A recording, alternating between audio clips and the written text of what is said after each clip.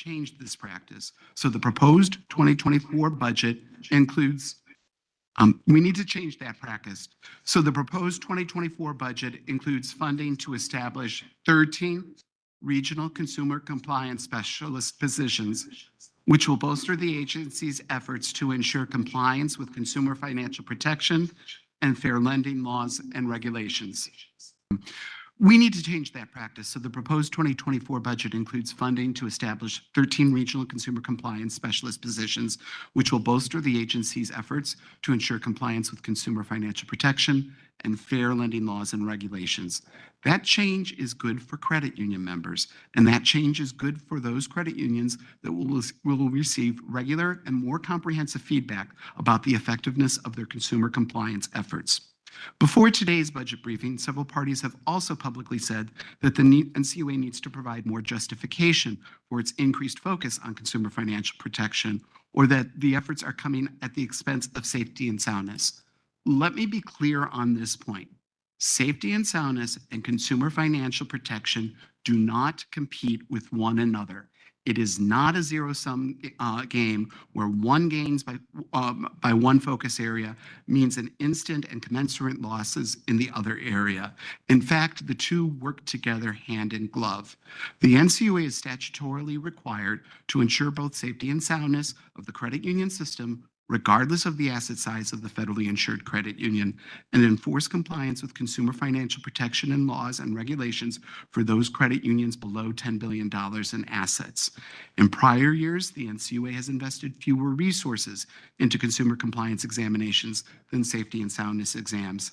The proposed 2024 budget brings the NCUA's focus and resources more into balance so the agency can meet its congressional mandates for both missions.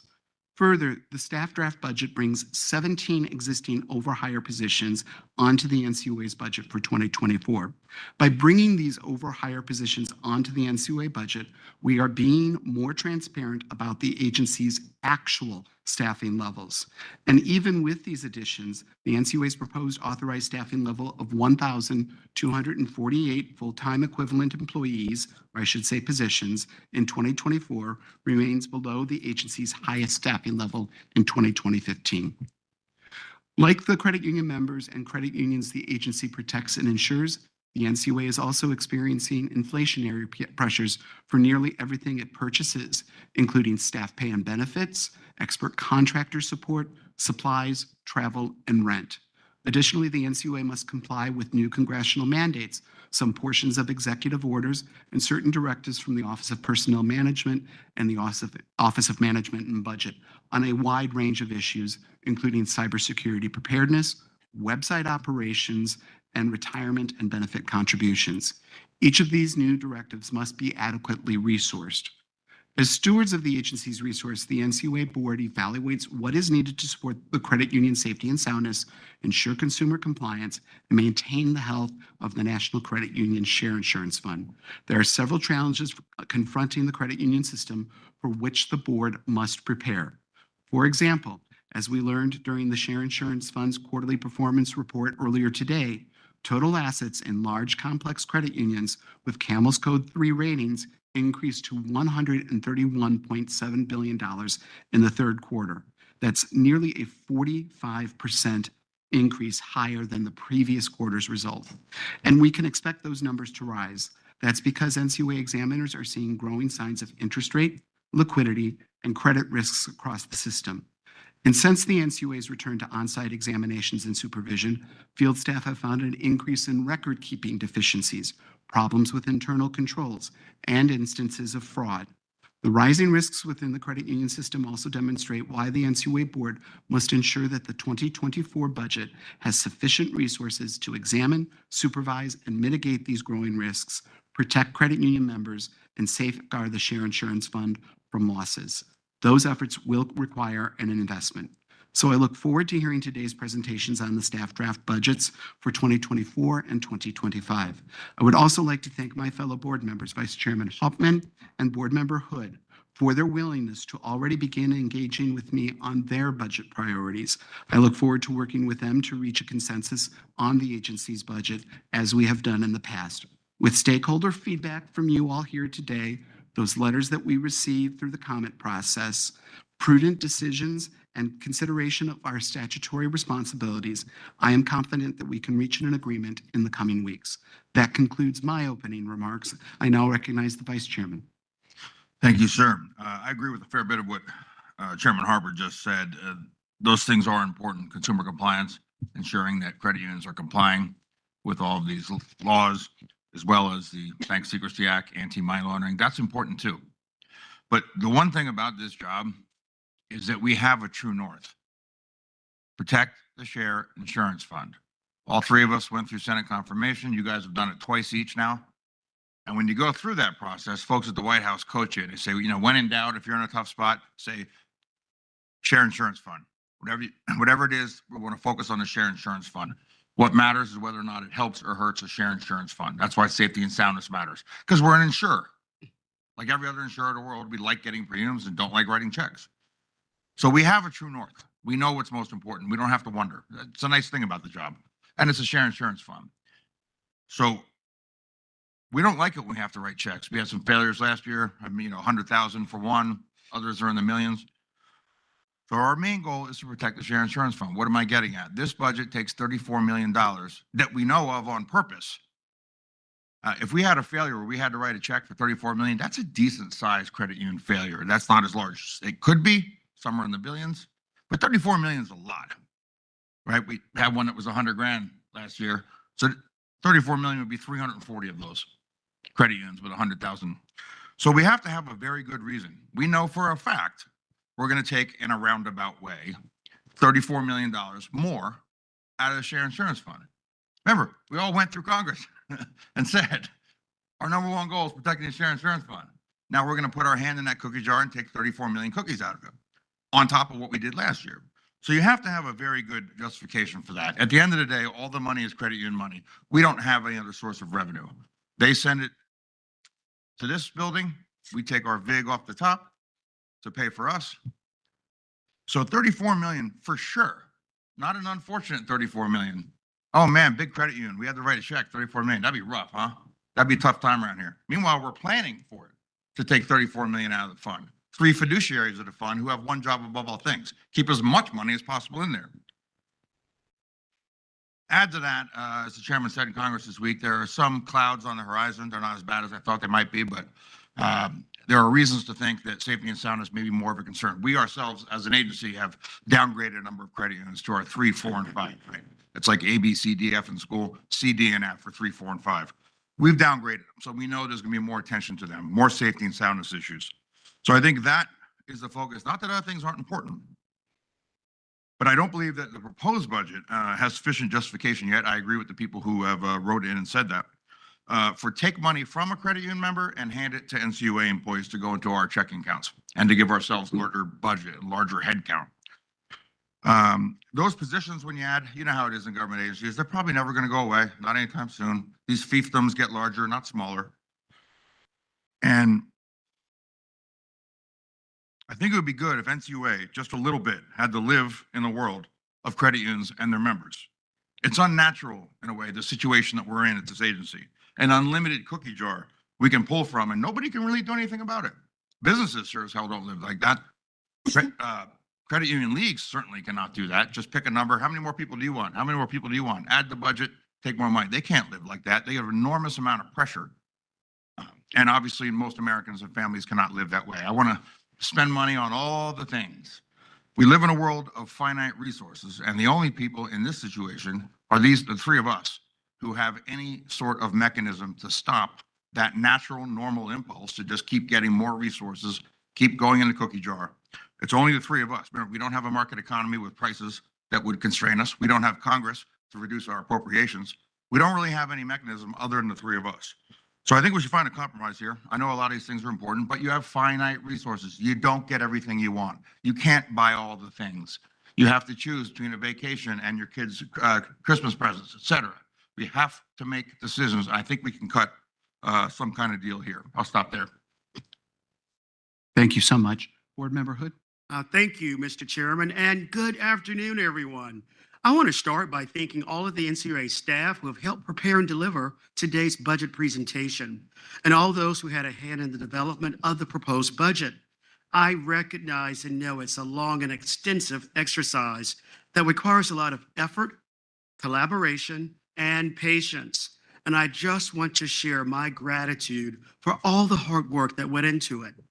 I'm delighted to be back with you all to participate in this democratic and transparent exercise by holding the NCUA's budget briefing publicly and listening to testimony from our external stakeholders on their views on the proposed budget. After all, federally insured credit unions are the largest contributor to the NCUA's funding. And it's only fair, fitting, and proper that they get a seat at the table to communicate their thoughts. The 2024-25 proposed budget represents an overall 9.5% increase year over year for 2024 and 9.9% for 2025. The 2024 year-over-year increase in the proposed budget amounts to a little over $34 million. This includes a proposal for an additional 28 staff members, 17 of which are conversions of what we considered overhires, which were positions previously unfunded through the operating budget. The remaining 11 staff members are proposed to be spread between the regions to support large credit union examinations procedures and offices here at the headquarters. Additionally, the proposed budget includes 3 items that I personally view as critical in today's uncertain environment with the headwinds on the horizon, including an increased focus on enhancing the field examination program, supporting small and MDI designated institutions, and importantly as well, enhancing cybersecurity preparedness at the NCUA and the credit union system. However, as I've said before, and I will say again this afternoon, I continue to champion responsible spending by the NCUA and looking for efficiencies wherever possible to ensure we are being faithful to our fiduciary responsibilities of managing the credit union's resources that have been entrusted to all of us. To our external presenters today from NASCUS, CUNA, NAFCU, Virginia Credit Union League, and Go West, I welcome all of you and look forward to hearing your remarks and to engaging in a meaningful and robust dialogue. With that being said, thank you, Mr. Chairman. That concludes my opening remarks. Thank you so much for your comments, Board Member Hood. I will now ask the Chief Financial Officer, Eugene Sheed, to present the budget proposal. Eugene, you may start anytime that you are ready.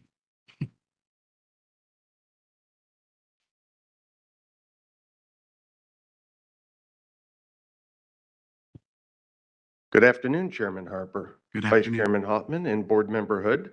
I'm Eugene Sheed, the Chief Financial Officer, before you to provide an overview of the staff draft NCUA budget for 2024 and 2025.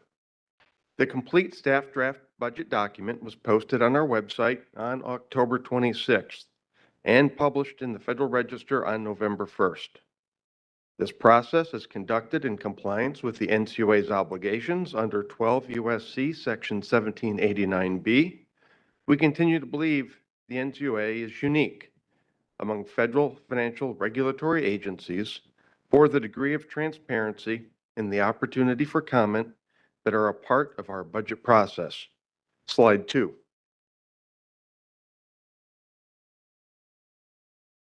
Slide 2 provides an overview of the 3 budgets approved by the NCUA Board on an annual basis: the operating budget, the capital budget, and the Share Insurance Fund administrative budget, as listed on the left column.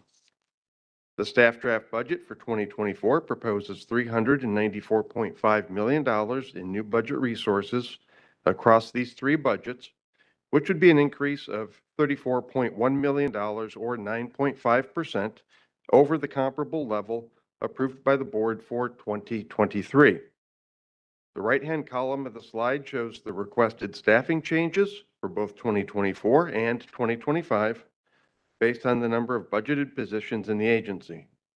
This proposal would add 28 additional positions to the budget for 2024, but as I will discuss later in this presentation, 17 of these positions already exist within the current NCUA staffing plan.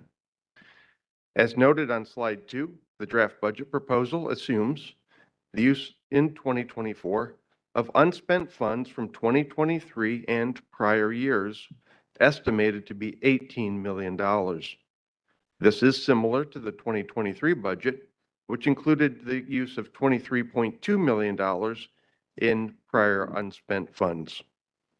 Using unspent funds from prior year's board-approved budgets reduces the need for new budget resources and thus reduces the amount of new funds the NCUA needs to collect for its operations. After adjusting both the 2023 and 2024 budgets for the respective carryover amounts, the 2024 proposed budget grows by a total of 7.3% as compared to the 2023 approved level, which is lower than the 9.5% nominal growth shown in the table on slide 2. Slide 3. Each year, the NCUA prepares a 2-year budget. While the board approves 2-year budgets, it has been NCUA's practice to present updated budgets for the board approval on an annual basis. As part of the 2-year 2023-2024 budget approved in December 2022, the board approved $403.2 million for the operating, capital, and insurance fund administrative budgets for 2024. The proposed updated 2024 staff draft budget is $394.5 million, which is $8.7 million or 2.1% lower than the amount approved by the board last December. Slide 4. Pages 12 through 16 of the draft budget document describe some of the key themes reflected in our planning for the 2024-2025 draft budget. The proposed budget includes funding for the NCUA to increase staffing in critical areas necessary to operate as an effective federal financial regulator capable of addressing emerging issues and responding to changes in the economic conditions that may impact the credit union system. Cybersecurity remains a key agency enterprise risk. The NCUA cybersecurity program focuses on 2 main efforts: supervision of credit union cybersecurity programs and the protection of the agency's systems, assets, data, and mission capabilities. Cyber attacks continue to pose significant risks to all organizations. Because of the continued attacks on the nation's financial infrastructure and the broader national critical infrastructure, the NCUA places credit union cybersecurity as a top enterprise and supervisory priority. As I presented to the board this morning, in the Q3 Share Insurance Fund update, there are now 51 credit unions with $80.8 billion in insured shares that are in the Camel 3s greater than $500 million in assets category. In Q3 of 2022, a year ago, there were 14 such credit unions with $12.1 billion in insured shares. This is a 567% increase in the insured shares in this category in 1 year alone. The NCUA is seeing rising levels of interest rate and liquidity risk within the system. There have been an increase in compliance and fair lending concerns as well. There is also the potential increase for credit risk, especially among families with increasingly stressed household budgets. These risks may play out in rising delinquency rates of various loan types, including auto loans and credit cards. The NCUA must have the necessary resources to continue to monitor credit union performance and mitigate such risks through the examination process, off-site monitoring, tailored supervision consistent with our mission. The NCUA continues to adapt and enhance the examinations and supervision program. A 2021 review evaluated specialist needs in the field program, and a 2022 report quantified those needs and recommended additional Bank Secrecy Act and consumer compliance specialists across the 2023 and 2024 budgets. The proposed 2024 budget supports the second phase of this effort. These specialist positions are largely offset by a reduction in general examiner positions spread across each of the NCUA's 3 regions. Fair and equitable access to credit is vital to the credit union system and members of the credit unions. The NCUA uses on-site examinations, supervision contacts, data analysis to ensure credit unions comply with consumer financial protection and fair lending laws and regulations. The proposed 2024 budget includes additional regional consumer compliance specialists and an increase in examinations time for consumer financial protection reviews to increase the agency's review of consumer financial protection and fair lending laws and regulations, especially at institutions with greater consumer impact or indications of potential violations. Also starting in January of 2023, federally insured credit unions with less than $15 billion in total assets are supervised by the NCUA's regions corresponding with the credit union's headquarters location, while the Office of National Examinations and Supervision continues supervising federally insured credit unions with $15 billion or more in assets. Supervising large regional credit unions with between $10 billion and $15 billion in assets requires additional resources for the regions. And finally, small and minority depository credit unions are uniquely positioned to improve financial inclusion by offering their communities access to safe and affordable credit and other services. The NCUA Small Credit Union and MDI support programs are designed to support and preserve these credit unions. This program provides dedicated resource hours for field staff to conduct this important work, and the proposed 2024 budget continues to support this important effort. Slide 5. The next two slides present a perspective on the size of the NCUA's budget trends, and staffing over recent years. Slide 5 has a stack bar chart that shows the 3 board-approved budgets since 2015 and the proposed 2024 budget of $394.5 million. The red line running across the top of this graphic is the number of positions. Including the proposed staffing increase in this year's draft budget, staffing would still be below the 2015 budget level, even as credit unions continue to grow and the system continues to grow in assets and complexity. Slide 6. This slide compares the relative size of the NCUA's budget to the federal banking regulators' budgets expressed as a share of total system assets. This calculation divides the budget in millions of dollars by the prior year credit union system and banking system's end-of-year assets, respectively. The NCUA's budget as a share of federally insured credit union assets continues to remain well below the equivalent rate for the federal banking system. Slide 7. The new budgetary resources requested for the operating budget is $382.1 million, which would support the requested staffing level of 1,248 positions. The pie chart shows our standard budget categories to highlight how resources are allocated. The allocation of the operating budget by category is similar to recent years. Nearly 77% of the operating budget is for employee pay and benefit expenses. Slide 8. Slide 8 lists the key operating budget increases in the staff draft budget, which is $38 million higher than the level approved by the board for 2023. $5.2 million of this new budget is attributable to the lower projected budget surplus that I was referring to earlier for 2024, as compared to the amount that was used to offset the 2023 budget. $26.2 million is for increased projected payroll and benefits costs, including the proposed additional staff. $5.5 million increase is projected for the category of contractual service expenses, particularly for information technology and cybersecurity. And finally, there's a $1.1 million increase for the categories of rent, communications, utilities, and other administrative costs. Slide 9. Slide 9 provides additional explanation about the change requested for the pay and benefits category, which again makes up about 77% of the total NCUA budget, and the largest year-over-year increase requested as a part of this budget. Merit and locality pay for the current workforce is paid in accordance with the collective bargaining agreement. Overall, employee salaries are estimated to increase by 5.2% in this proposal. Benefits costs are projected to increase by an estimated 7.5%, largely by the mandatory retirement contributions paid by NCUA as an employer and contributions to employee health insurance.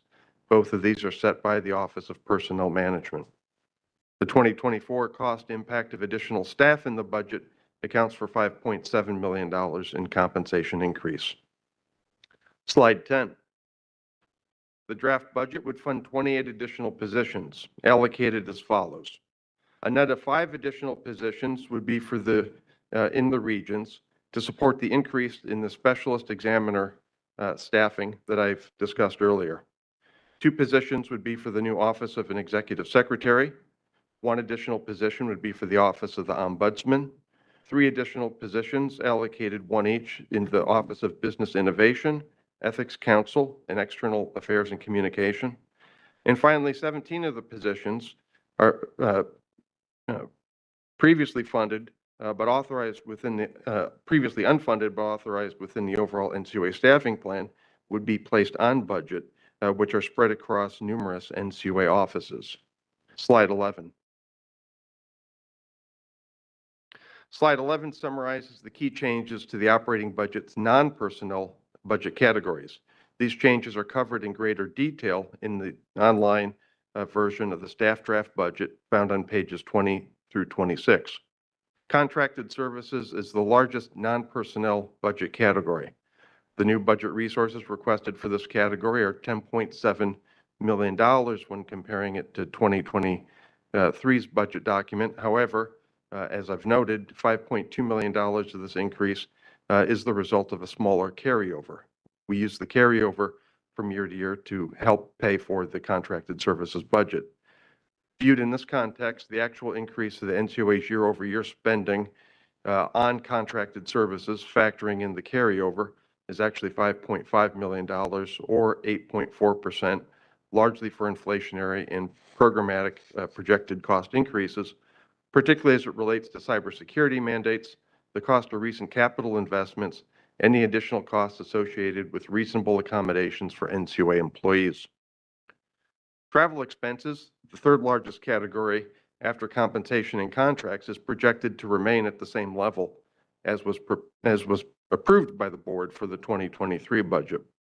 And finally, rent, administrative costs, communications, and utilities, which comprise about 4% of the budget, are projected to increase by $1.1 million, primarily due to a new disaster recovery site and for the NCUA office relocation in Austin, Texas, as well as intergovernmental charges for the Federal Financial Institutions Examination Council.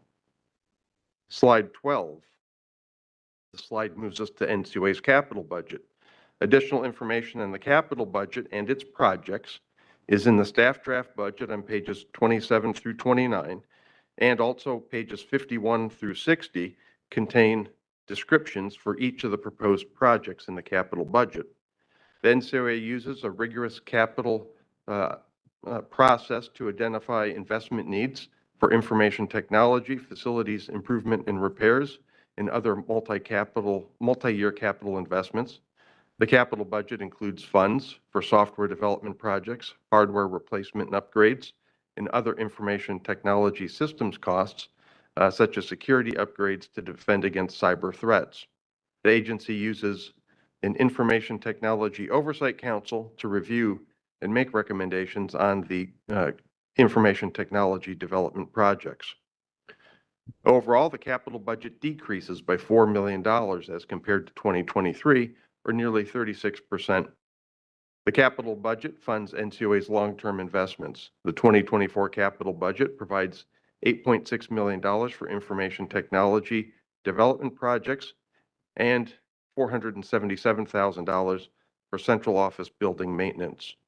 The information technology system and hardware projects require significant capital expenditure for this modern organization. The 2024 budget, capital budget's largest project is the ongoing investment to bolster NCUA's cybersecurity posture and enable the agency to comply with the executive order on cybersecurity. The budget also supports ongoing efforts to modernize NCUA's information technology infrastructure and applications through the Information Technology Infrastructure Platform and Security Refresh Project, and makes investments to improve the agency's management and analysis of data through the Data Collection and Sharing Solutions Project. Finally, the 2024 capital budget supports two multi-year projects of note. One, to develop a personal security system in compliance with the Trusted Workforce 2.0 directive from the Office of the Director of National Intelligence and OPM, and another to use technology to streamline and automate NCUA processes for the reviewing a field of membership and new charter requests from credit unions and organizing groups. Slide 13. This slide presents an overview of the Share Insurance Fund administrative budget. This budget pays for direct costs of the Share Insurance Fund administration and management, including support for the Corporate Resolution Program. In 2024, this budget would increase by $180,000 or 3.6%. The main drivers of this increase are inflationary growth in the cost to support the analysis of large credit unions and the cost of AMAC and audit contracts. Slide 14. This slide depicts the way NCUA finances its operating budget, consistent with the Federal Credit Union Act. Most of the operating budget is derived from two sources: operating fees paid by federally chartered credit unions and the overhead transfer rate that draws from the Share Insurance Fund. The methodology for computing the operating fee was put up for comment earlier this year, and the staff are reviewing those comments that we've received, and we anticipate having a final proposal to present to the board in conjunction with final action on the 2024-2025 budget. Pages 33 through 39 of the draft budget detail information about financing of NCUA's budget. The table in the pie chart on this slide illustrates the proportion of the NCUA budget paid by federal credit unions and federally insured credit unions. In percentage terms, we estimate that the federal credit unions would cover 69.2% of the 2024 budget, which is up slightly from 68.7% in 2023. The federally insured state credit unions would pay the remaining 30.8%, which is down about 0.5% from 2023. And these credit unions also typically pay supervisory fees to their respective state regulators, which is not captured in the percentages shown on this page. Additionally, as I've discussed in recent years' budget meetings, we continue to assess the cash position of the operating fund as part of the budget process. This led to the board approving a $15 million return to the federal credit unions in the form of a credit or reduction to the 2023 operating fee schedule. As is presented in our monthly operating fund financial statements posted on our website, the relative cash balance for this year in the operating fund has continued to be consistently lower than in previous years. At this point, there's no similar operating fee offset included in the staff draft budget for 2024-2025. Slide 15 provides an estimate for the 2025 budget, which would be an increase of $36.8 million or 9.6%. As noted on the bottom of the slide, about half the increase is the result of the use of carryover funds that are offsetting the 2024 budget, which would otherwise be $18 million higher. As I noted earlier, it's been NCUA's practice to re-examine each year's budget, and as part of the 2025 analysis, we would assess whether unspent prior year funds could lower this projection. And slide 16, the final slide, shows an example of how the NCUA's budget, including the central liquidity facility and the Community Development Revolving Loan Fund, are incorporated into the President's budget. Thank you for your time today. I also thank the other presenters here this afternoon and all stakeholders who take the time to review the online budget materials and offer their comments. The comment period ends on November 21st. Mr. Chairman, this concludes my remarks on the staff draft proposed budget. Thank you, Gene. That concludes the staff briefing on the NCUA staff draft budget for 2024 and 2025. So now we will turn to stakeholder statements and questions. Mr. Schenk, Mr. Long, Mr. Koloff, Ms. Hunt, and Mr. Toole, good afternoon and welcome to each of you. Thank you for joining us to offer your thoughts on the NCUA staff draft budget in this public forum. As a reminder, each of you will have 5 minutes to present, and all comments and questions from the board will be held until the end of stakeholder presentations. Mike, we'll start with you, followed then by Kurt, then by John, then by Carrie, and lastly, John again, although albeit a different John at that point. Mike, please start whenever you are ready. Where's the clock you said we have? Is it So that there, thing? it's the box that's box. on the left-hand side of the presenter's People who table. can see the timer. Yeah. Or people who can see the front of that thing. Yes. We cannot see it, correct? You might have the camera in your way. I can see it in my direct eye level. Yeah. Countdown. Yeah. No, there isn't a countdown. That's what I'm getting at. It's I can just, see the clock. it's just the green, yellow, Oh. red. There's Like no you, numbers on the side. no numbers, Oh. just like Congress. Congress has one that counts down. Yeah, and at some point in time, it'll turn yellow, which I believe means 1 minute left in the total time. All right, yellow 1 minute. 30 seconds. 30 seconds left. Thank Okay. Mike, thank you. Please start whenever you're ready. Thank you. Push the, Good afternoon. I'm Mike Shank, Chief Economist for the Credit Union National Association. hit the button. Good afternoon. I'm Mike Shank, Chief Economist for the Credit Union National Association. As you know, CUNA represents credit unions and the 138 million members they serve. Thanks for the opportunity to provide our perspective in this process. I do want to mention that we have a pretty extensive written document, of course, that we will share at the conclusion of this meeting. But before I get into the meat of my prepared remarks, I just want to say that from our perspective, research consistently reveals that credit unions are clearly mission-focused. The just released Federal Reserve Survey of Consumer Finances, for example, shows that as a group, bank customer households reflect mean net worth of $1.3 million and median net worth of $220,000. Totals that are respectively 140% higher and 23% higher than comparable measures within credit union member households. Credit unions clearly do not cater to those of immodest means. Within credit union membership generally, and especially within groups we consider to be of modest means, members are far better off than consumers who are not credit union members across a long list of performance metrics. As you know, structure matters. Incentives matter. There is a large, measurable, transformative power associated with cooperative finance. 90% of credit union members tell us that they basically believe that their credit union has improved their financial well-being. Credit union members are 1.6 times more likely to say that than our non-members. That's a big deal. And I only point that out because our members care deeply about the budget. They're firmly focused on maximizing member benefits, and they want to pass as much of their income through to members as they possibly can. Having said that, we do believe that the proposed activities and expenditures outlined in your draft generally align with the agency's strategic initiatives, which CUNA has analyzed and broadly encourages and supports. We care about cybersecurity. We care about support for MDIs and small credit unions. And above all, we care deeply about safety and soundness.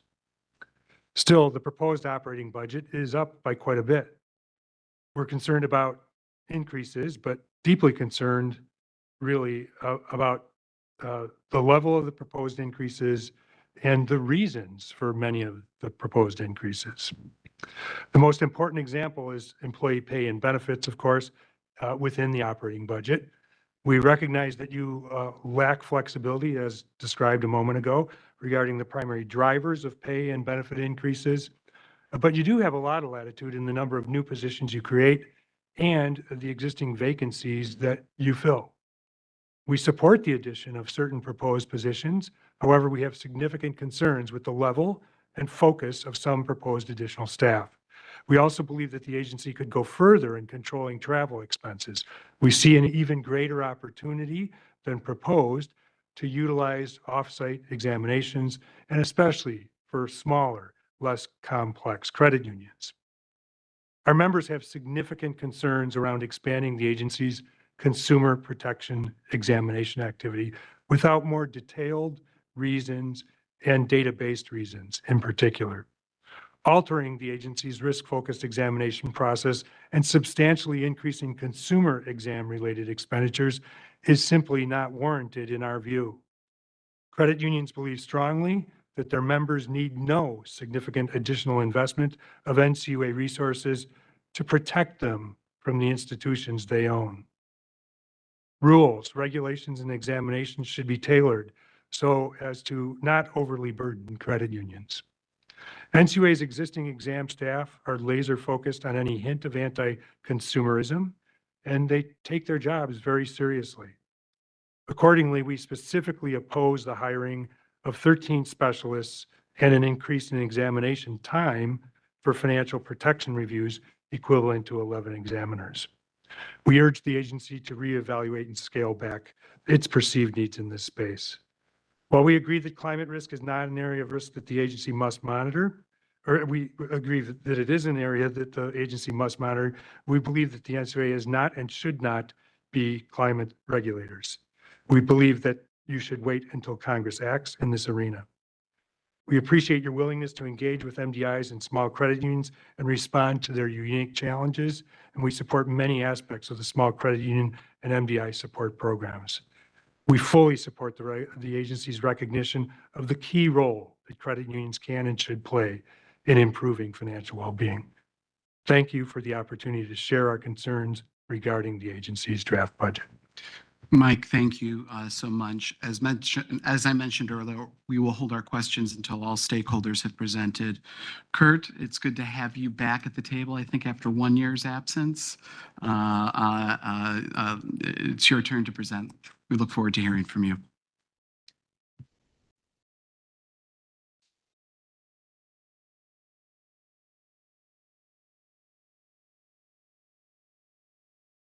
Good afternoon, Chairman Harper, Vice Chair Hopman, and Board Member Hood.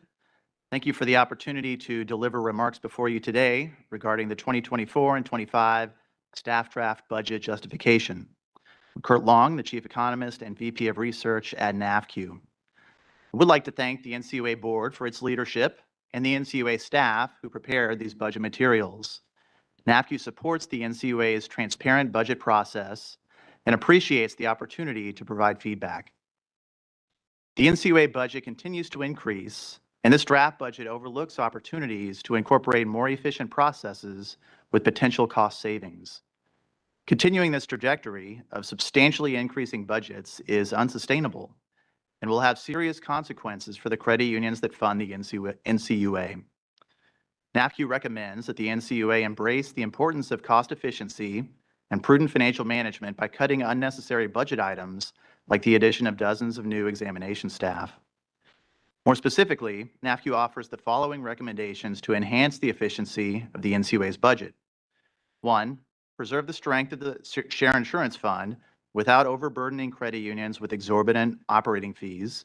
2, continue to prioritize off-site examination activities, revise the threshold for extended examination cycles, and provide greater transparency for expenses related to merit. 3, eliminate the proposed addition of dozens of new specialized examiners that are not justified by a measurable industry need. And 4, adopt a more transparent and accountable methodology for tracking and evaluating the efficacy of cybersecurity and IT-related expenses. The credit union industry is strong and well capitalized. As of June 30th, the industry's net worth ratio had risen over 40 basis points from a year prior. Nevertheless, credit unions are facing significant challenges. Rising rates have driven up cost of funds, and fee income is down by 25 basis points from 2019. The CIF remains in a strong position, but given that 62 cents of every dollar in the agency's budget comes from the CIF, the continuing health of the fund depends upon a cost-conscious NCUA.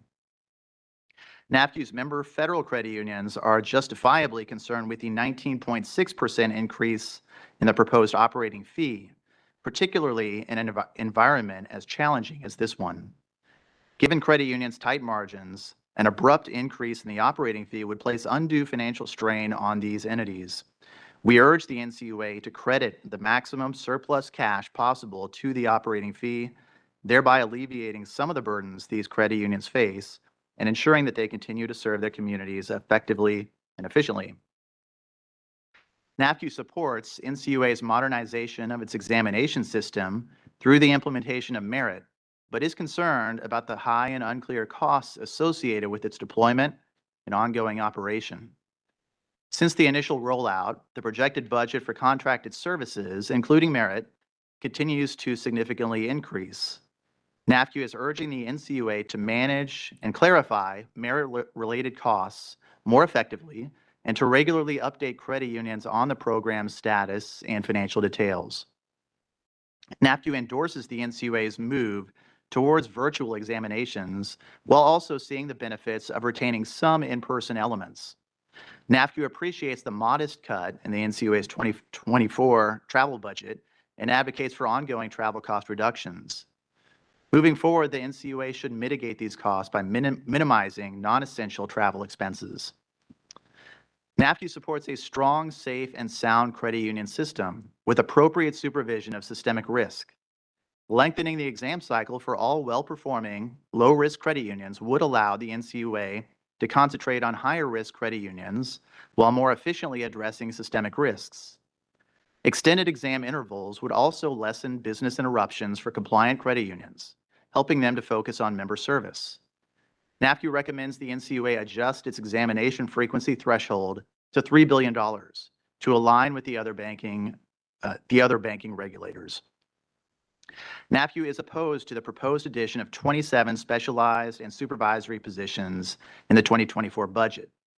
The addition of the new BSA and consumer compliance specialists and supervisory positions, coupled with 5 extra supervisory roles for credit unions between 10 and 15 billion in assets, is being undertaken too quickly and could lead to a less experienced workforce and inefficiencies while placing increased financial burdens on the credit unions who fund the NCUA.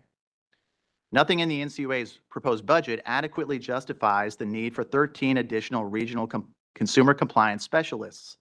The budget explains that these additional examiners will focus on institutions with greater consumer impact or indications of potential violations without providing any data regarding the number of credit unions that fall into these categories.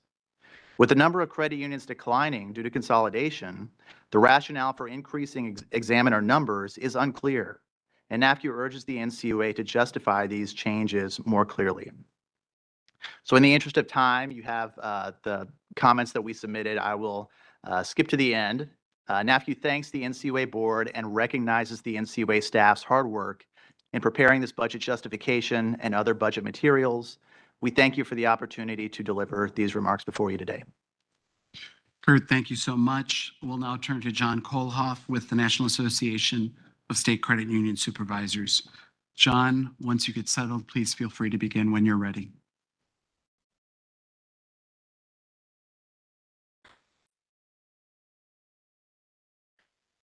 Thank you. Good afternoon, Chair Harper, Vice Chair Hauptman, and Board Member Hood. On behalf of the National Association of State Credit Union Supervisors and its members, thank you for holding today's briefing on the budget. Today represents the 8th annual review since NCUA resumed public budget briefings. This annual dialogue enables stakeholders to provide valuable insight to the board, and NASCUS welcomes the opportunity. It remains NASCUS's stance that a regulatory agency is generally best positioned to know the resources it needs to maintain an effective supervisory program. Of course, credit unions and stakeholders who pay these costs have valid interests and concerns worthy of consideration, and therefore an agency's discretion is not without limit. That is why checks and balances such as today's hearing is so vital. I will leave it to other stakeholders to opine on the prudence of NCUA's proposed budget line items for the ensuing year. However, I would offer that it may be prudent for NCUA to follow other state and federal regulator agencies and raise the asset threshold requirements for annual examinations to preserve resources and reduce regulatory burden without materially increasing risk to the Share Insurance Fund. Beyond that, my comments today will address tangential but important issues related to how NCUA allocates the cost of its operations and presents its analysis on the cost burden borne by credit unions to fund its supervision. I, of course, refer to the overhead transfer rate. NASCUS is pleased to note a 60 basis point decline in the OTR, and we commend NCUA for this step to return the OTR to a more reliable or equitable ratio. The 2024 reduction represents a positive improvement, but given the Federal Credit Union Act mandate that the SIF rely on Title I examinations, we believe the OTR should be further reduced and additional work remains to better calibrate the OTR methodology toward ensuring equitable management of the SIF for all charters. 46 state and territorial credit union supervisory agencies are the prudential regulators for approximately 2,000 state chartered credit unions across the country, representing 68 million members and slightly more than half of the assets in the domestic credit union system. NCUA and the SIF benefit tremendously from the supervisory efforts of state regulators. State supervision is primarily funded by state credit unions, not the SIF, nor the NCUA. Based on NCUA's published December 22 call report data, state chartered credit unions reported paying $94 million in state operating fees compared to $109 million in operating fees paid by federal credit unions to the NCUA. Those state credit union funds ensured robust, independent oversight throughout the country, funded over 440,000 state examiner hours, and resulted in more than 1,500 state-generated reports. Much of these state credit union funded works are safety and soundness supervision, and they benefit the SIF, and the NCUA is able to rely on much of this work and save itself the direct costs of on-site examination of many FISCUs. This is precisely what Congress envisioned when it directed the SIF to rely on examinations done by states and NCUA under its Title I authority. We raise this point because NCUA's budget justification illustrates what it purports to be the relative contributions of state by state and federal credit unions to fund supervision, which fails to represent the impact of the savings afforded the NCUA budget by the application of the aforementioned state-related resources. This is most evident when the draft budget notes the state credit unions pay only 30.8% of NCUA's operating budget, with a footnote mildly acknowledging state credit unions pay a supervisory fee to their state regulator. In the narrow context of the direct funding of the NCUA budget, this may be true, but it significantly misrepresents the material expenses borne by state credit unions to fund supervision, understates the significant reliance of those programs by the SIF, and it presents an incomplete picture of the beneficial impact state supervisory programs have on the SIF. The OTR is the delicate balance Congress struck in Title II. Congress clearly indicated or intended for the SIF to pay costs for its administration. However, Congress clearly intended the SIF administration to be managed economically, relying on work NCUA was doing as the federal chartering authority and saving costs, in essence, relying on the federal regulator just as it does the state regulator. This is important because every dollar transferred from the SIF by the overhead transfer is one less dollar available to cover current losses and diminishes the SIF's future earnings potential. At a time when some have suggested the SIF equity ratio needs to be raised, diverting funds out of the SIF could be counterproductive, particularly when credit union income is under pressure. To be clear, costs associated with administrating the SIF should be allocated to the fund. That is what Congress intended when it established the fund.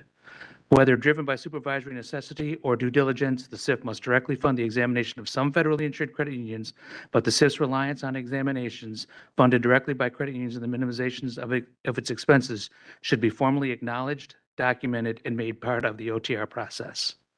In closing, NCUA remains a strong partner of the state regulatory agencies in maintaining a safe and sound credit union system. We also recognize the tremendous effort NCUA has undertaken to develop a modern supervisory system and to work with state regulators on numerous working groups to strengthen both state and federal supervision programs. We certainly appreciate that robust and effective supervision comes with a cost to NCUA, just as it does for our state agencies. And with that, thank you.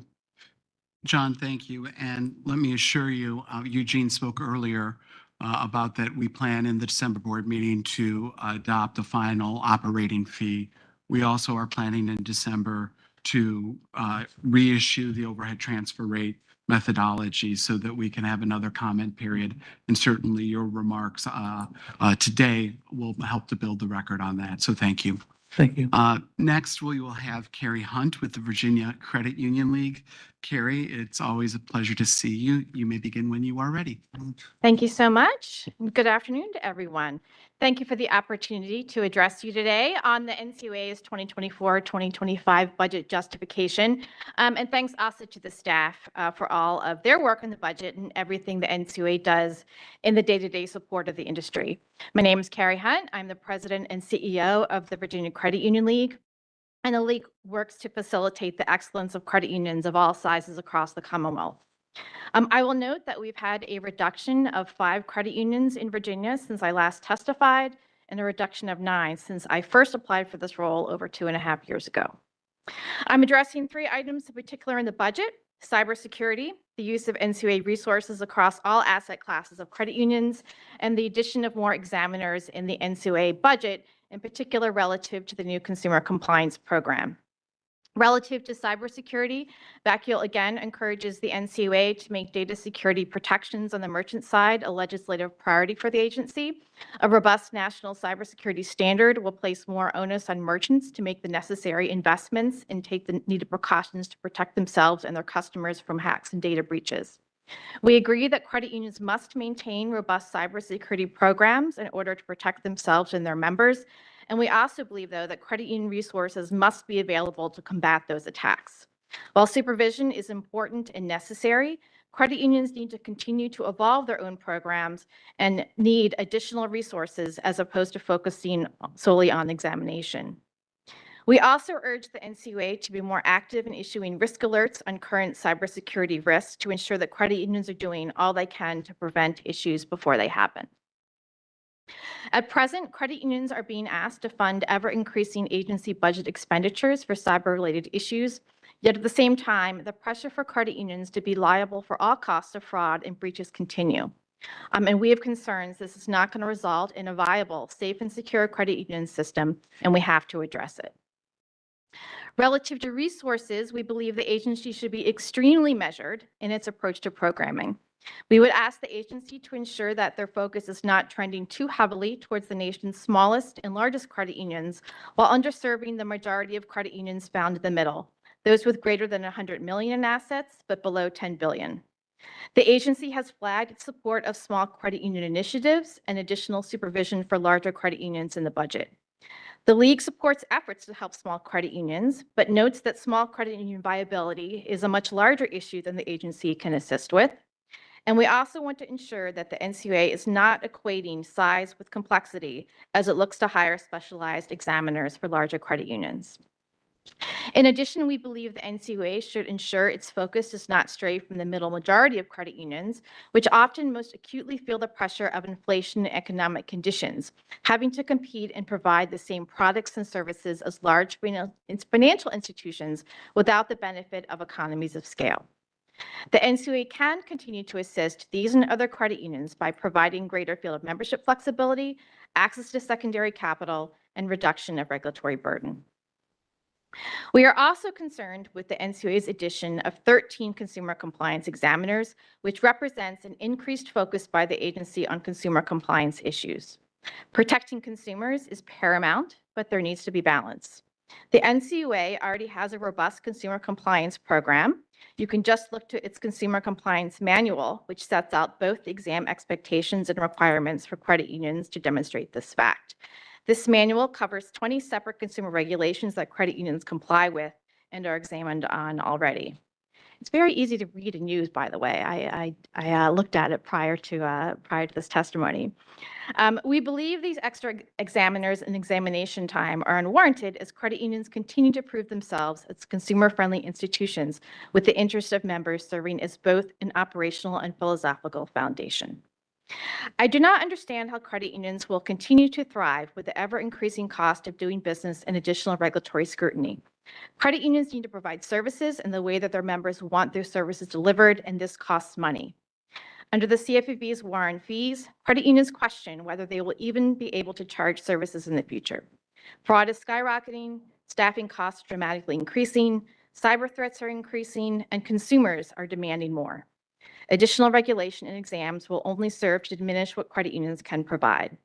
Credit unions are continually being squeezed, and this is only going to serve to reduce the number of credit unions. I truly believe that credit unions continue to be the best option for consumers to have access to savings and credit at an affordable cost.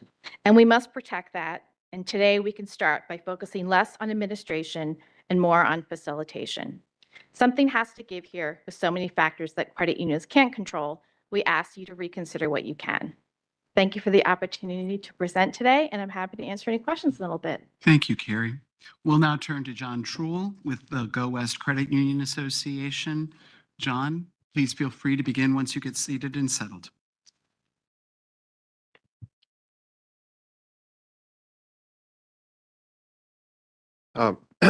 Good afternoon. I am John Truel, Vice President of Regulatory Advocacy for the Go West Credit Union Association, which represents not-for-profit cooperative credit unions in 6 states: Arizona, Colorado, Idaho, Oregon, Washington, and Wyoming. That was in alphabetical order, no favorites. I appreciate the opportunity to testify today. While we acknowledge the NCUA's history of prudent fiscal management, notably demonstrated by the reduction of the initially approved 2024 budget from last October's figure, something you mentioned, Chairman, the proposed 9.5% increase in the overall budget and 11% increase in the operating budget between 2023 and 2024 is concerning. Such a significant increase in spending does not seem to recognize current sensitivities, especially considering the economic pressures facing both credit union industry and the people it serves. The agency's track record of revising the overall budget downward during the annual mid-year review is commendable, and it is our expectation that this tradition of financial stewardship will be upheld. In these times of fiscal uncertainty, it is crucial that every increase is carefully analyzed to ensure that the NCUA's actions continue to reflect a balance between strategic development and cost-effective operation. Go West and our member credit unions stand behind the diligent efforts of the NCUA staff in its primary mission of providing safety and soundness, especially the commitment of the high-quality frontline examiners and regional specialists. Their dedication, often involving challenging travel to serve credit unions, is one of the key factors in the agency's success. We are concerned then that the proposed mission support budget for the first time would constitute more than 50% of spending. Yet mission support represents just 35% of the agency's overall staffing. This shift raises concerns about resource allocation and the potential impact on the agency's operational efficiency. It is essential that we address these financial dynamics to ensure the NCUA's sustainability and the continued support of all of its invaluable personnel. The request for a modest increase of 9 authorized positions over the next biennium by the regional offices and the Office of National Examination and Supervision ones is a testament to their commitment to fiscal management and restraint. In contrast, the administrative mission support proposal to authorize an additional 20 positions, some of which were previously authorized, within the same period presents a significantly higher financial burden. Concerns from credit unions have been raised, particularly regarding the establishment of the new Office of the Executive Secretary, which was not included in the October 22 budget justification for fiscal year 2024. Additionally, the proposed 66% increase in staffing for the Ombudsman's Office, something that was already looked at, and the authorization of 3 new positions for the Office of Business Innovation warrant scrutiny. While we recognize the importance of these offices and the strong performance of the current team, we also advocate for a balanced approach.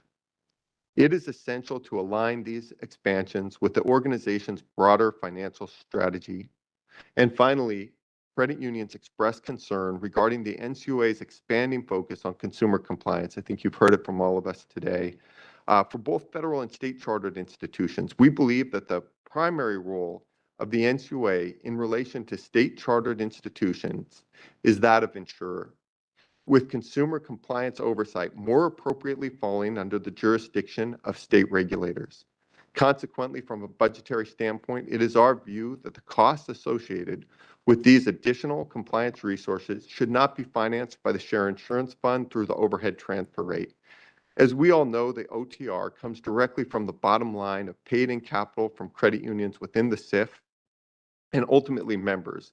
And the current economic times should be taken into strong consideration when attempting to boost overlapping missions between the state and the NCUA regulatory directives.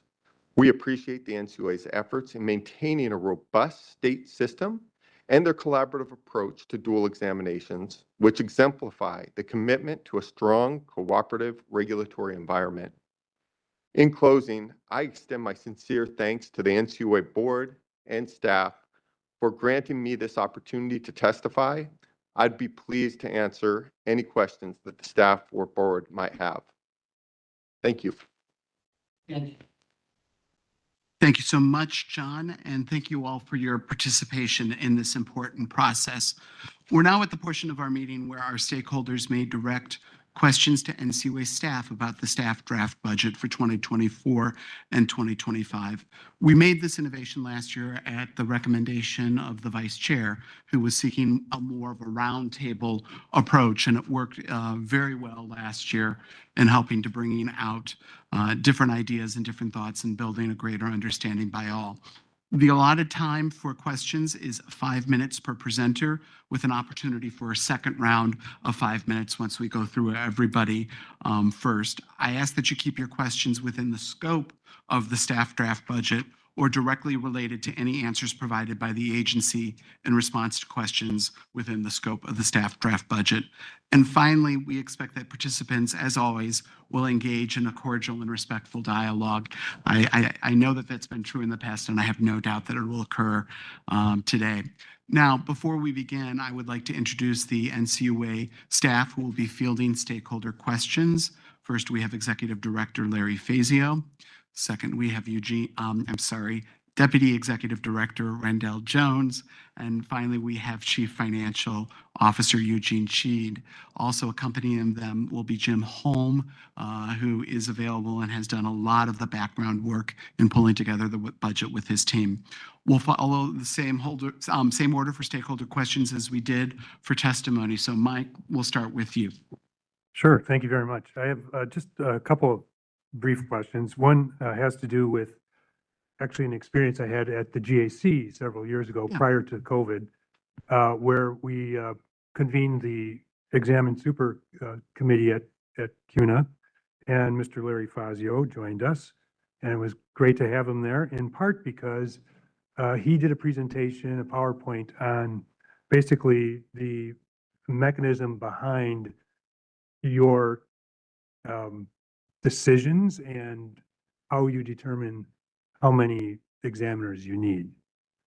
I haven't seen anything like that since, but I can tell you that in the room around the table, the credit union stakeholders that were there were really impressed with that presentation and gave them a line of sight into how you get to these numbers. And it's really great background material. And so one of my questions would be, is that the kind of thing that you would be willing to do in the future? I think it would be really helpful. So I'm certainly willing. We have and we do develop detailed analyses that go behind what is proposed in the budget. Larry, I'll defer to you to speak a little bit more about how we develop the numbers and what goes into them.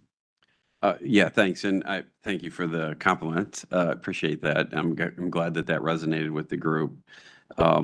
We call it the workload budget. And so out in the field, the examiners, roughly May of each year, go through a process where they look at the portfolio of credits that are assigned to them, and they estimate the hours, both exam, supervision, call report reviews, you name it, that they're going to need for the following year based on what they're seeing and what they know of those institutions. And they put that into a system, one of our budget systems, and then the supervisory examiners review that, and then that goes up to the regional offices. Then it comes up to our Office of Examination and Insurance. So at the time I was the E&I director, so it'd come up to me, and then I would work with the executive director's office and the board in putting that as part of a key foundation for the overall budget. There's other things we have to estimate. Just for context, for example, next year, I think there's 2,096 work hours, or Monday through Friday days in the calendar. But some of those are federal holidays, right? And examiners and staff don't work on federal holidays, so you deduct that. And you have people who take sick leave and annual leave. So there's a variety of, in addition to estimating exam and supervision hours, we also have to go through a process of estimating, well, how many of these other types of things happen? Training, meetings, conference time. That all rolls up into a workload budget. You divide by the total hours in the year, and that equates to how many examiners you need to do that work in a nutshell. So I think the ask is that we maybe provide some type of product that will help our stakeholders going forward better understand that process. I mean, yeah, if you could dig into the archives and even find that presentation as a starting point, I think it'd be super helpful. Again, credit unions really appreciated it. I would think probably today they'd be interested in how that process has changed, or, you know, how the calculations might have changed post-COVID and in an environment where we have more technology being brought to the table, and you know, I'm guessing that the actual calculations have changed a bit because of that. But yeah, the other thing I wanted to, if I have time, mention was that I recall, I wasn't here last year, but for several years prior to that, when I was with you, I mentioned that we do an exam. At the time, we had done an exam survey every year. And that exam survey, the results actually were pretty consistent over time. They reflected the idea that most credit unions actually had no big complaints about the exam process. But what we did find was that there was a fair number that did have complaints, that were concerned, and that were reluctant to share those concerns at the district level for fear of retaliation. And at the time, I urged on more than one occasion, you folks to consider this idea of having some sort of a survey. And so first and foremost, I want to just say, I appreciate the fact that you guys took that to heart. As I want to include you, Mr. Chairman, and Vice Chairman in particular, you know, because you have a better sense now with the trial survey of sort of where people are coming from and what they care about. We've had a little bit of a view into that process and the results, but I'm wondering if you can provide us with any sort of an update on the pilot. Can you give us a sense for where the survey stands, whether or not you're going to intend to roll it out or not in the future, and maybe some comments around potential budgetary impact and so forth? Certainly. Rendell? Sure. So the survey is administered by the Ombudsman's office, and the pilot's still ongoing. So we still are doing surveys. One of the things that was in the 2023 budget that we're still working on is to get a third party to be able to administer the survey for us. Because the response rate for credit unions, not terribly high. And so one of the pieces of feedback that we got was that if it was someone other than NCUA staff, there may be a higher chance that individuals would respond. And so that's what we're working through now. I want to say at one of the board meetings this year, there was a briefing on this or by the ombudsman. But I'm sure we can get additional information and put that out for stakeholders to see what the feedback has been along the questions that that are being asked. If I may, this is sort of something I was passionate about. My Right. time on the Hill, the arguments people had that you didn't have to have, and what you ask in a survey, and the fact that you're asking it solves a lot of the problems to start with, right? Before you even get home from your trip, you have an email, you know, how was your stay at the Hilton or the Marriott? And everybody you deal with knows you're going to get that. You're going to get it right away. I would prefer a way, if we can find one, maybe you guys can come up with some ideas, if it was embedded in the process. So it's not on your to-do list. We're not reminding you, hey, can you fill this out? We don't have one. If you ever use like TurboTax, you can't file until you've put your credit card number in. They have no accounts receivable. You literally won't get your return. It's part of the process. If we could do it something akin to that, the way that a lot of the apps use, it's more effort if you haven't rated your last Uber, it makes it harder for you to order the next one. Same with DoorDash and all the rest of those. It's part of the process. It's actually harder if you try to ignore the survey. Something where it's embedded in it, which means it's got to be short. We're not trying to add paperwork burden. But one thing I was pleased by, we want to keep it as 5 questions. And then with the 6 being open-ended, which is what other questions should be on this? For example, for a while there was issues about COVID-related CARES Act stuff, but that's kind of over, right? And I was very struck by the things we got. But one of the ones I wanted, and I have PTSD from this when I was on the Hill, was everything you had to do put in writing? The number of times I had banks, credit unions, brokers called, our examiner just said this, and then you call the Fed or FDIC or the SEC, and they said, no, they never would have said that. Okay, now what do we do? Right? And you ask the bank, can you send me what you got? You got a form, you have a screenshot? No, it was all verbal. Like, this doesn't have to be that way. But anyway, I don't think it adds to a huge cost for us, but I'm glad you brought it up. But from your perspective, it was helpful information and. Yes, I was very much struck. Remember, if you use Uber or Lyft, when you do the star ratings, immediately it pops up. If you want to then go into detail, right? It pops up cleanliness is the top for both of them. Okay. I'm sure you agree that rideshare cars are cleaner than taxi cabs. And it's not the people. We're the same people we've always been, same passengers. Hell, half the Uber drivers are former cab drivers. It's because they know there's a survey, and what they put on that limited piece of real estate is a way to express values.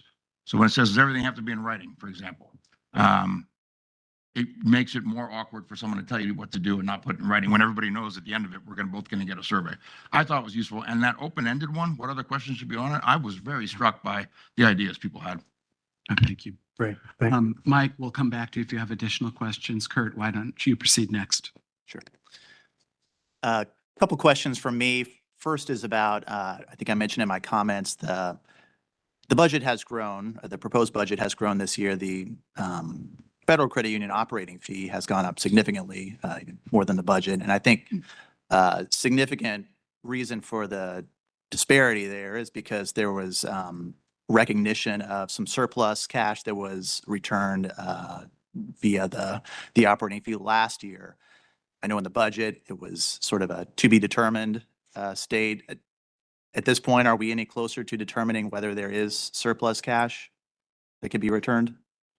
So I would say, based on the analysis of the cash position, as we've constructed the staff draft budget, we've identified $18 million in carryover to help offset the budget proposed for 2024. What we have not identified, and at this time don't project, is a sort of secondary or additional reduction that would be applied directly to the operating fee schedule. Last year, both of them existed.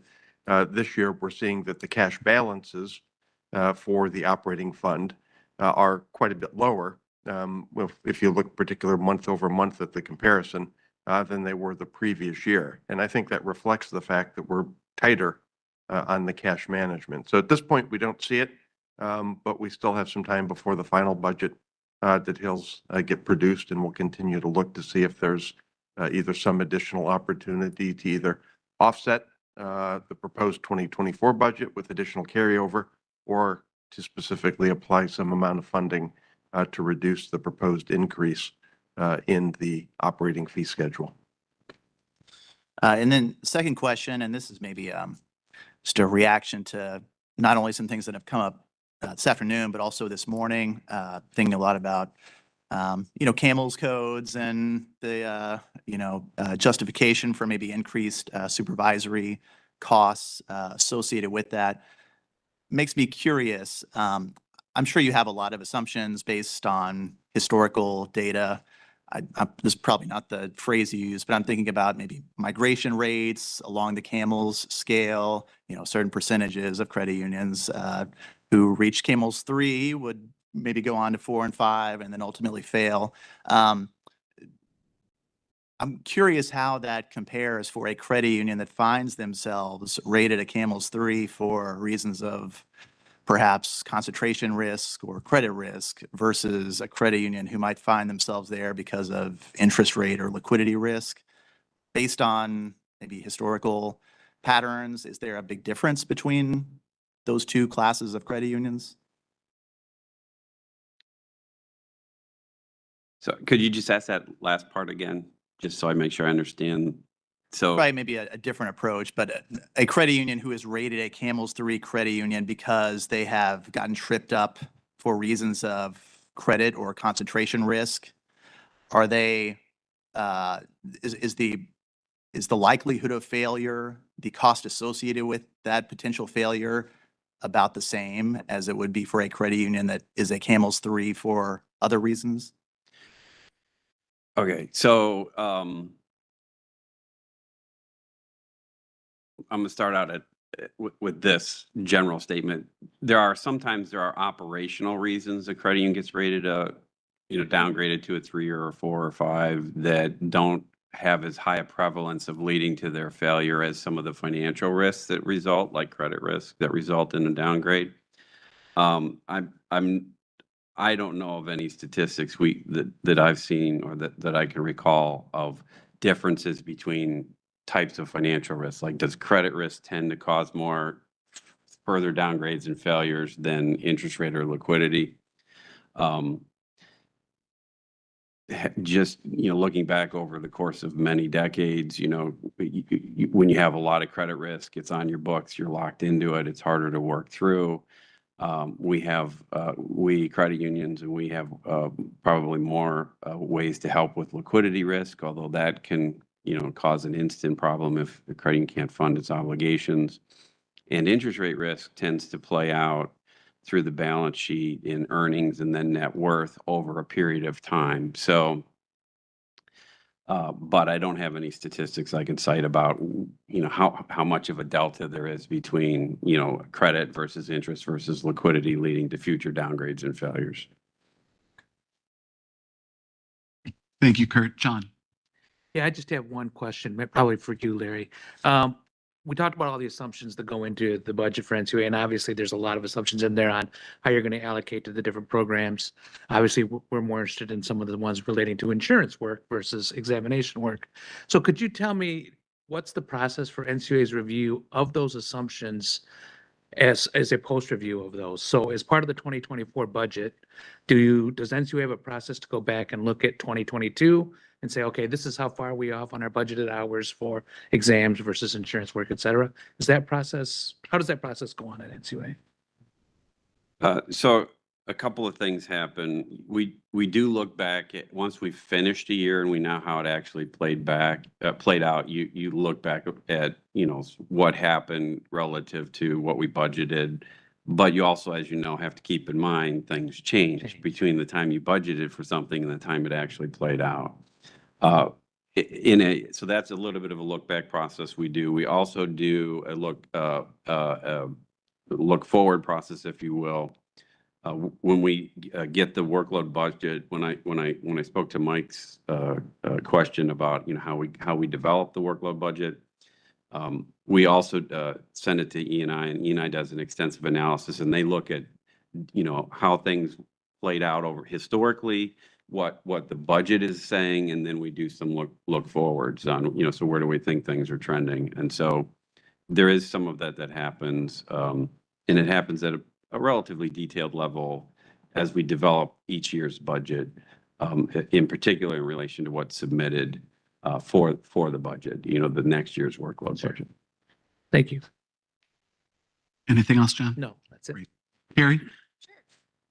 I have two questions, and I think both are in the vein of, is the NCUA as represented by this budget regulating for excellence, or are we regulating for perfection? And this just struck me as going through the budget and listening to everyone up here today. One of my questions is I think on the same lines that Mike had, and it's relative to how the NCUA came up with your consumer compliance exam request. Can you give a comparison as to, how many credit unions get a pretty robust consumer compliance exam today versus what would the expectation be in the future, should all of these FTEs be added in a budget? I'm happy to take a start, and then if you have something to add. So first of all, our data shows us that of our current exams, about 15% of credit unions are identified and cited for a consumer compliance issue during the course of the examination. Remember, though, Carrie, we're only looking at a subset generally each year. We're not looking at the overall comprehensive nature of the consumer compliance exam itself. In addition to that, on fair lending exams, about 1 in 6 of our exams are being referred over to the Justice Department because we have identified a fair lending violation. Also, too, unlike all other of the federal banking agencies, which generally have a dedicated consumer compliance exam for institutions above $350 million in assets, we're not taking a comprehensive look necessarily at the consumer compliance program overall. So that is a shortfall as to what we are seeing and what we know, because we may get to it through the risk-focused exam if there are enough sort of red flags out there that go into the exam. But generally, we're not looking at the overall consumer compliance system itself. In a world where you're seeing more credit unions acquiring banks, I'm not sure that you can be justified in saying that the former bank customer should be treated differently just because they now have a credit union. They deserve the same level of consumer financial protection. And in fact, the Federal Financial Institutions Examination Council calls on us to work towards uniformity, not necessarily identical, but greater uniformity amongst what we do. Larry, did you have anything you wanted to add there?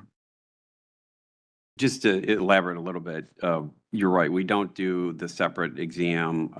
If you look at, for example, like the other banking regulators, they have they have a framework where they go in every second year, every third year, depending on various factors, to do a full separate compliance exam. We do a compliance review each time we do an exam, but ours is more targeted, and we rotate through the supervisory priority process each year. We published a letter to credit unions that lists the supervisory priorities. We rotate what the focus areas are.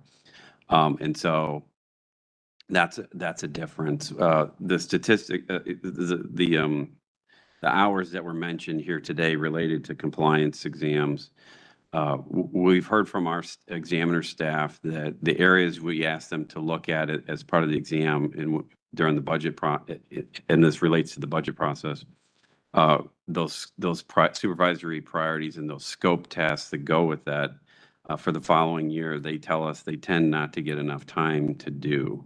So the equivalent of 11 examiners worth of extra time added to federal credit exams was from that feedback. It averaged about 8 hours of a planned exam for federal credits for next year. So that's where that number comes from. The other, and then another aspect of it is enhanced FFIC-like exams for federal credits with 3 to 10 billion in assets. And that translates into roughly 7 specialists. Thanks. One other question relative to merit, in the budget for this year, it was about $500,000 increase, 544, I think. Next year, it's a bigger chunk. So combined over 2 years, it's roughly 3 million, I think. And it's still unclear from a stakeholder perspective, what exactly some of those additions will result in. I mean, we know NCUA is for systems and better data. I understand the concept of merit, but more specifically, what do you hope to gain either from a safety and soundness standpoint or a functional standpoint from some of these additions? So I'll take a stab at that, but also say we can work to try to include a bit more narrative update for consideration in the final budget justification. But part of the reason you see with merit costs maybe a small amount in 24 and a larger amount in 25 has to do with the schedule upon which we do upgrades to the system. And a lot of that is around the platform. So for example, if you have a system that uses Oracle and they come out with a new version, then you have to re-platform to catch up such that you don't become obsolete where patches aren't available to the prior version. And so that's what happens every 2 or 3 years with merit, which is why you will see larger amounts with some periodicity. For the $500,000 that is included in 24, we also have, based on feedback from staff, other more minor things or lesser things that we're doing to enhance the application as well and the user experience. So that's what the smaller amounts are generally for, but the larger amounts are really for platform changes based on when manufacturers release new releases of their products. Thank you. Thank you, Carrie. John? Thank you. The budget, this question's for, I think, Rendell or Larry, and it's the budget justification for the new office of the executive secretary. 446,000 in 2024, 2 staff, 754,000 2025 with 3 staff. It didn't really give me an understanding of the role or purpose of this office. And since this office is under the office of the executive director, can you talk about your vision for this office and help us and me maybe understand what the need is and how it's not streamlining to the board information or whatever that is? So, John, I'll start on that, and then Larry and Rendell can fill in.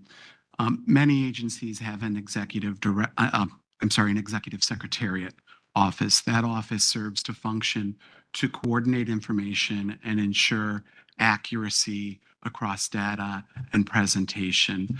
I know that one thing that frustrates me, and it certainly frustrates stakeholders, is when you maybe get 3 different versions of the number of credit unions that have failed in any one year. And if you ask 3 different offices at the NCUA, you could get 3 different definitions based on the timing from the Office of the Chief Financial Officer. From an examination standpoint, maybe it closed on the 1st of January instead of the 31st of December. Part of the idea behind this office is to improve the communications tools and the accuracy of information that's provided to the agency, to the public. It's something that I think everyone would benefit from, and it would also reflect well on the agency in our accuracy. Larry, anything you wanted to add there? Just 2 things. One, it wouldn't be part of the Office of Executive Director. It'd be its own office and report to the chairman. The second piece, the second thing that I would add was, right now there's multiple offices trying to do this coordination of things that flow up that need to be acted on by either the chairman's office or the board and, public communications. And so having a central point of coordination, I think, would go a long ways to solving some of the issues that Todd articulated, and would also free up some of the other offices involved to focus on other aspects of their role. Go ahead, Ben. Thank you for that explanation. Very helpful for me and I think other stakeholders. So a second question, and I think some of what has been asked before, but I was struggling to understand, why are the regional consumer compliance specialists being allocated to the regions rather than kind of Matthew Baloris's team in the Office of Consumer Protection? It may be one, just really an explanation and understand, and maybe I'm wrong about my understanding. So we have at NCUA for some time now, with our migration as a longer term strategy to a more specialist-based model, have several tiers. So we have what are called principal examiners out in the field, allocated to the regions, or grade 12s. Years ago, we added to that program what's called a subject matter examiner discipline. So they're a principal examiner, sort of the highest level of a generalist examiner, but they've got this specialty that they also adopt across a variety of disciplines. So that's sort of the first, lowest level of specialization. Above that's the regional specialists. They're grade 13/14s.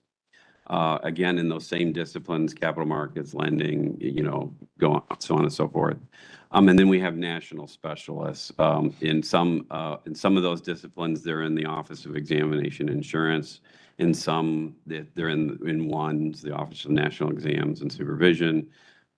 in the case of compliance, they're in the Office of Consumer Financial Protection. And so it's a tiered approach. And what we had a big gap in was that middle tier, that regional specialist, as it relates to BSA payment systems and consumer financial protection. And that's why this budget continues the multi-year strategy that we started down a couple of years ago to do that. Thank you. Thank you. Let's return to the top of the panel. Mike, any additional questions from you? Nope. All right. Kurt, None from me, thank you. John, Carrie? Really? And John? Come on, John. I do have a question. Okay, I'll ask. Why not? Who has fun? I have a plane to catch, so I'm still going to ask a question. So I guess one just question. When does the current CBA expire? And marriage stuff. 2027. Okay, thank you. And that really was the last There you question go. I had. Good. Well, thank you all for your questions, and thank you to Larry Rendell and Eugene for fielding your answers today. We're going to now turn to the board. We've generally allocated up to 10 minutes for our questions, and we can ask questions of both staff and of you to draw out things. And Carrie, I'm actually going to start with you. I really appreciated the statement in your, or the comments in your statement about the need for the NCUA to be doing more on cybersecurity, risk alerts, and helping to prevent issues for what could, before they happen. You know, we've recently instituted our cyber incident security rule. We've had, in the first month alone, at 146 notifications, and that helped to inform how we communicate with credit unions. I was wondering if you might tell us a little bit more about what would be useful for credit unions, what you had in mind in making that comment. It's really just the knowledge to know what's going on, in particular in their, specific area relative to some of those incidents. I do think the NCUA has done a good job with its ACID tool. If you read the NIST, which is based on the NIST framework. Yeah. In terms of trying to help our members, I sat down and I said, okay, if I were CEO in a credit union, how would I design a cybersecurity program? And I did a couple webinars. I read the NIST framework. I may have borrowed a credit union number to do the ACID and look through it all. And I may have, Mhm. and I think all the parts are there. It's just that the part I think is missing is just that data, that intel, right, as to what's going on, to make sure the credit unions are paying attention to that at that moment in time. And I think that there's so much information out there around that there isn't one place that's great to go to. And having the NCUA issue more risk alerts, I think, would be helpful, because it's more of a one-stop shop as to where to go to know what those issues are. Drawing out, I hear you on issuing, but that also sort of gets, if you will, data implosion, and we're all subject to having so much data and information coming at us. Would a sort of, if you will, clearinghouse, what are the latest, risks, out there that they could go to? Would that be an alternative? Well, I think that the NCUA is in a position, certainly in discussions with other federal regulators, of course, including Treasury, to have a more of a 40,000-foot picture. Credit unions can belong to the, they're the FFISIC. But that's too many. It's every single thing gets looked Sent at. out, yeah. Sent out. So, the NCUA has issued a few risk alerts, but just a couple. I think that same vein, but maybe a little more frequent as to what those real risks are. Okay. Let's continue that dialogue. I think that it may be something there. Mike, I wanted to turn to you. I see that CUNA supports the funding for the Office of Credit Union Resources and expansion to automate certain processes. You also suggest that we could improve more of our processes related to field of membership changes. What did you have in mind? Well, I think just conceptually, I think it's really important to recognize that what happened in March in the banking industry with a field of membership problem. Mhm. And for most of them that got into trouble. And so I don't have specific things in mind, but the flexibility for credit unions, as much as you can expand that, would be really, really helpful from a safety and soundness perspective. Certainly understand the point. We also have constraints of what the act allows us Sure. vis-a-vis the federal credit unions versus state chartered credit unions in times, but we can take a look at that. Let me do a follow-up, slightly different issue. You talked about the simplified spreadsheet that we've developed for small credit unions in order to calculate their current expected credit losses, and that you view that as having been a helpful tool. Very helpful. Yes. What more could the NCUA do to support small credit unions? We have a small credit union committee, and I think they probably have a pretty long wish list. I can follow up. They've shared it with us at times. Yeah, I'm sure they have, yes. And, the main thing is they wanted me to deliver the message that they're really happy with the entire board and staff for what you all have done to this point, and really look forward to anything else you can do to help them. And from a real simple point of view, just meeting with them is super important. And it really does. It doesn't just affect what they think about the NCUA and how, they approach their operations, but they obviously talk to their peers, and Sure. that level of support is very, very important for that group. Carrie, I want to go back to you because it sort of builds. Your testimony talked about, if you will, the missing middle, the credit unions between $100 million and $10 billion in size, and support that could be done there. Do you have ideas that we might think about or work on, or where we could be helpful? I certainly share your concept on we need to be cognizant of the size, scale, and scope of what we do. There's a lot of difference between, say, a $100 million credit union and a $10 billion. And so there may still be a continuum in there, but what do you have in mind? I think a lot of it is building on what the Cure Office is already doing. And I know there is some money in the budget to help the electronic interface. But I do think that when you look at where credit unions are most successful relative to expansion, it's the multi-seg charter.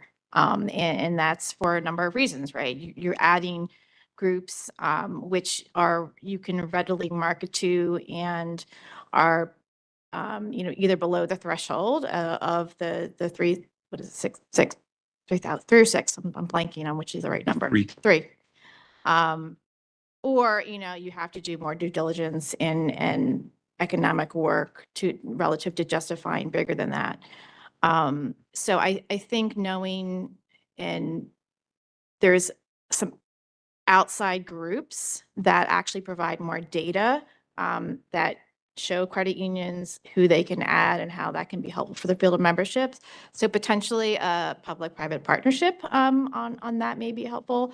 But I know Martha's in the back, and we're not supposed to make extraneous compliments, but I think her office does a great job in continuing to build out some of that. So credit unions can get those additions faster so they can continue to grow in a responsible and meaningful way. I know that I one day would love to have us completely digitized so that not just the credit union could make its adjustments online, but an individual could find a credit union to which they could belong or join. But that would require full digitization and maybe a bit beyond the agency's cost at this point in time. I do have one last question going back because there was some talk earlier.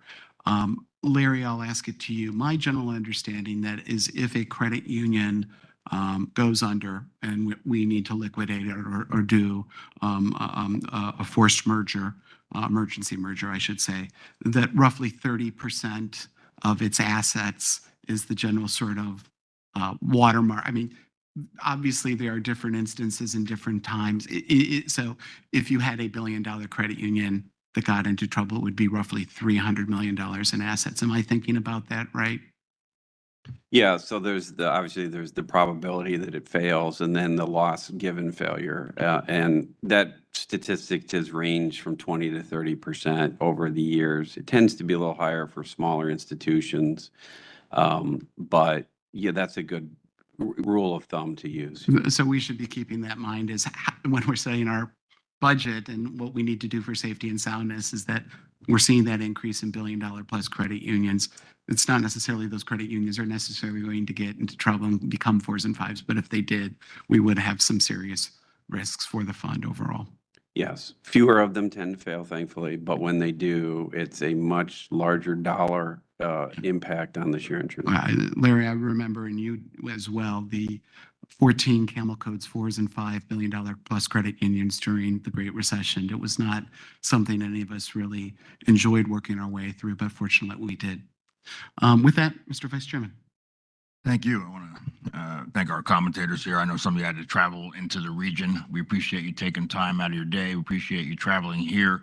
I know that coming to testify at a budget hearing, there are probably days you look forward to more than this one, such as the other 364 days of the year. I want to focus on a sentence from Carrie Hunt here. She said, I do not understand how credit unions will continue to thrive with the ever-increasing cost of doing business and additional regulatory scrutiny. I, meaning Carrie in this, first person. Carrie, I believe, as you said, the cost of doing business, that part of it, that's not all NCUA. You mentioned staffing costs going up quite a bit, fraud skyrocketing, cost of doing business. But additional regulatory scrutiny, that is us. All right, so there's two things.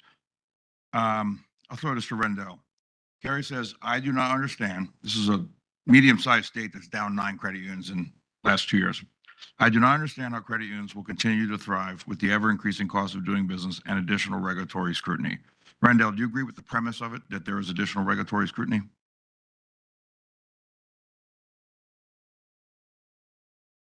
I mean, yes. However, I think that sometimes I think there are reasons for that. And so if we're going on site and we're examining a credit union and we see something, we're going to have to do something. The other thing I'd say is that sometimes there are, tailored approaches that maybe we're taking, that the board is taking to its rules that may be pursuant to some direction from Congress that we have to act. And so I think there are a variety of reasons for why the regulatory burden may be what it is. What I would say, though, it is, not always 100% just on NCUA for the work that we do. A lot of it comes from Congress or the risks that we're seeing when we're examining credit unions. What was the name of the act of Congress that told us to create a brand new Office of Executive Secretary? I'm not aware of one. Yeah, well, that's us. There's a lot of things like that are us. This is also from Carrie Hunt. Additional regulation and exams will only serve to diminish what credit unions can provide. Mr. Chairman, if I may, do you agree with that sentence? Additional regulation and exams will only serve to diminish what credit unions can provide. I think the answer, as in most things in life, is it depends. Certainly, regulation and supervision can help ensure that a credit union works its way through problems and can continue to provide services to its members overall. And last one to you. The original sentence I said from Carrie, I do not understand how credit unions will continue to thrive with the ever-increasing cost of doing business and additional regulatory scrutiny. Carrie says she does not understand how they will continue to thrive. Mr. Harper, do you understand how they will continue to thrive with ever-increasing cost of doing business and additional regulatory scrutiny? So that's a really interesting question, and I want to say I don't understand. Well, I'll put myself with Carrie. well, here's where I'm going to go with it. The second quarter numbers for the industry, we for the first time delineated out minority depository institutions. So heretofore, you've seen credit unions below 10 million, 10 to 50, 50 to 100. You sort of get the asset buckets, and then we'd have by type. So federally insured state chartered credit unions, federal credit unions, low-income credit unions. And for the first time, we added a column for MDI credit unions, minority depository institutions. And MDIs are on average $133 million in size. They apply and have the same regulatory pressures that all other credit unions, including those credit unions that size. And something that was startling for me to see is that their return on average assets at MDI credit unions was exactly equal at 82 basis points to what you saw at billion-dollar-plus institutions. And what that said to me is that small credit unions that are focused on serving a niche and doing it well can compete, can thrive, and can survive. Understood. We have a process here when there's a vacancy. Everybody knows there's a whole machinery that goes into place. We have a vacancy, it's federal government, right? So there's a whole process, USA Jobs and all this. Is there a way for us to use vacancies when somebody, retires or what have you, to not just automatically, the default be just reload again? And because I've been in places where even very valued people have left to go do something else, and we didn't replace them one for one. We then took resources and put them elsewhere because outside of agencies like this, resources are finite. Can we have some process change? I'll ask Larry or Rendell, whoever wants to grab it, some speed bump before we just automatically hire again and fill that position where we say, hold on a second, this is resources, this is money, this is a number of things. Could we reallocate it? I've seen this happen in many organizations because the players you have on the field change, the positions you have change.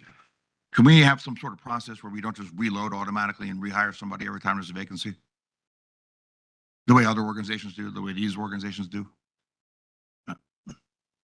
So we do it at least twice a year with both the mid-year process, the mid-year budget process, and then this process that'll culminate in a December decision by the board. So to do it more frequently, that does create some challenges because you're holding offices up from filling positions that may need to be filled.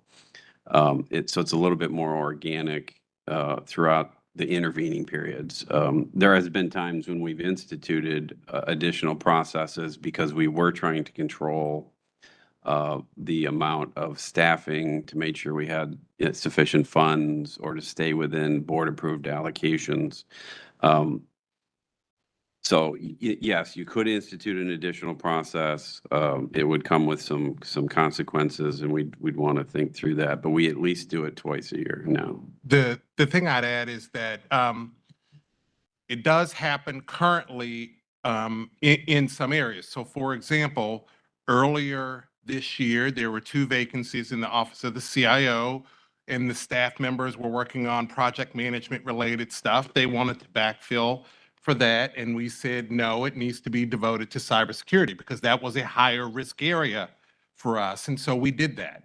I got a request yesterday from an office director asking if they could backfill on a key area. And I said, yes, based on it's funded. And I know that work still has to happen. So there are informal practices in some areas that we do that. Understood. I'd like to formalize it if we can, just have somebody sign off and say, yes, rehire for this exact position. There is no higher or better use of that money. I think some kind of speed bump made by it because there's other things like that. You're right. Cyber is more of an issue than it used to be, that sort of thing. And we mentioned executive secretary. I think we can live without that. One reason we know is because we have lived without it. The Office of Executive Secretary, other agencies, as I understand it, is often when they have a single director, like CFPB, FIFA is like that. They don't have a board or a commission. We have an office of the board. We have a board secretary. We just hired a very excellent deputy for that office. And the issue about different parts of the agency not coordinating or giving different answers, that's the most government thing you've ever heard of, right? That we have to deal with the issues of bureaucracy. How are we going to do it? We're going to create a brand new department. We're going to create a whole different department, which is more people to copy on emails, more standing meetings on the calendar. I think in this, we don't need an office of executive secretary the same reason that the British don't have an office of the president, right? It's just not how they're set up. Don't need that, but we would create more bureaucracies to deal with the issue of our existing bureaucracy. One thing to mention on fair lending, I mentioned the DOJ, prosecution, those are scary words. I never want to hear from DOJ about prosecution, but I'm not going to mention anybody or any credit unions. I believe, correct me if I'm wrong, Mr. Chairman, that there was a credit union that had lending software and it had a default setting of 21 for the minimum age of the borrower. They were supposed to manually go in there and change it to 18. So what happened was people who were 18, 19, and 20 years old were getting automatically denied at this one credit union because they didn't go in and change the software that came to them as a default setting of 21. Now, they wouldn't do a whole lot of loans to 18, 19, 20-year-olds anyway. Okay. And yeah, that did violate the law. And somewhere out there's a 19-year-old that got a loan, they would have rejected for that credit union. But all we got for all that money, and DOJ we referred it to DOJ. Are they going to prosecute? Nope. No way. Because it doesn't nearly reach their level where they would put resources behind it. But we put lots of resources. I'm saying that was the eureka that we found. And we spent a lot of time and money on that. And this is what it was. This was not a grievous thing. Hey, it broke the law. I get it. They wouldn't have done a lot of loans anyway to 18, 19, 20-year-olds. But just so you know, that is the example. But I know that this agency, like a lot of agencies, we talk a lot about diversity. We congratulate ourselves. We spend other people's money to congratulate ourselves. But when those credit unions are gone, those small ones, that is losing diversity.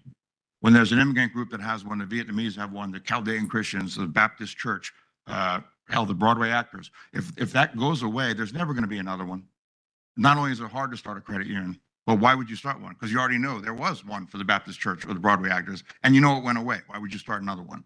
That is diversity. Credit unions were the solution to financial inclusion. None of them would have been started if the people were happy with their existing financial services providers. So when we put a burden on small credit unions, I think we need to rethink our commitment to diversity and wonder whose finances we're trying to improve, theirs or ours. And one thing somebody mentioned on the exam cycle, $3 billion, which matches what the FDIC does. I know that in the 2018 banking law, they codified some of that. I like the notion, but I will say this. The reason I wouldn't want to exactly copy it and be the same as banks, because $3 billion is a lot more money for our fund. A $3 billion bank is very small compared to the FDIC's. They have 10 times more money than we do, their fund, because there's 10 times more assets. But I do like the notion of you can earn a longer cycle. If you are, say, a Camel One, you have a huge capital, you can earn an 18-month cycle or an every 2-year cycle. And you'd have every incentive to keep it, right? To me, this is very good regulation because we focus on the ones that really do have problems. The people who earned a longer cycle by terrific management and very safe and sound, they definitely want to keep that longer cycle. And the ones who just missed it want to improve. So I think all the incentives are in the right direction, but I would not endorse just copying what that $3 billion number only because the sizes are so different with credit unions than banks. Back to you, Chairman. One of the things I appreciate most about these forums is we actually get to talk to each other and hear each other's thinking on policy matters. And I'm looking forward to working with you through this process. And I know that we will get to a common ground. Board Member Hood. Great. Thank you, Mr. Chairman. You all, does anyone need a stretching break? You all are looking well. You're hanging in there, right? Okay. I'm going to try the final batter. I am. That's why I'm trying to make sure they don't all fall asleep since I am batting last today. First, you all, I certainly want to thank all of our presenters. I really do appreciate your candid thoughts, your recommendations, and your remarks, not only about how we can achieve more efficiencies, but also that you've all been very gracious in acknowledging what actually is working.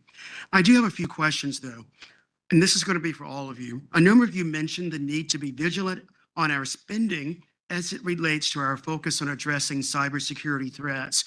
You've all heard this from me many times. No matter where I go when I'm either representing the World Council at events out of the country or even domestically, when I meet with other examiners and regulators of all other industries, cybersecurity is that one issue that we are so definitely concerned about. With that being said, can you tell me what your thoughts are? What are you hearing from your credit unions on this issue? Are credit unions concerned with their exposure to cybersecurity threats? You all heard from our cybersecurity team at the October board meeting around having good, strong, effective cybersecurity hygiene. Carrie, I know you mentioned that you really do like our ACIT, the automated cybersecurity examination tool. What level, though, do your members feel that they are confident in cybersecurity hygiene and preparedness? And we can just start and walk down the line. I mean, I would say that credit unions are hyper concerned about cybersecurity. And it seems like their concerns grow every day.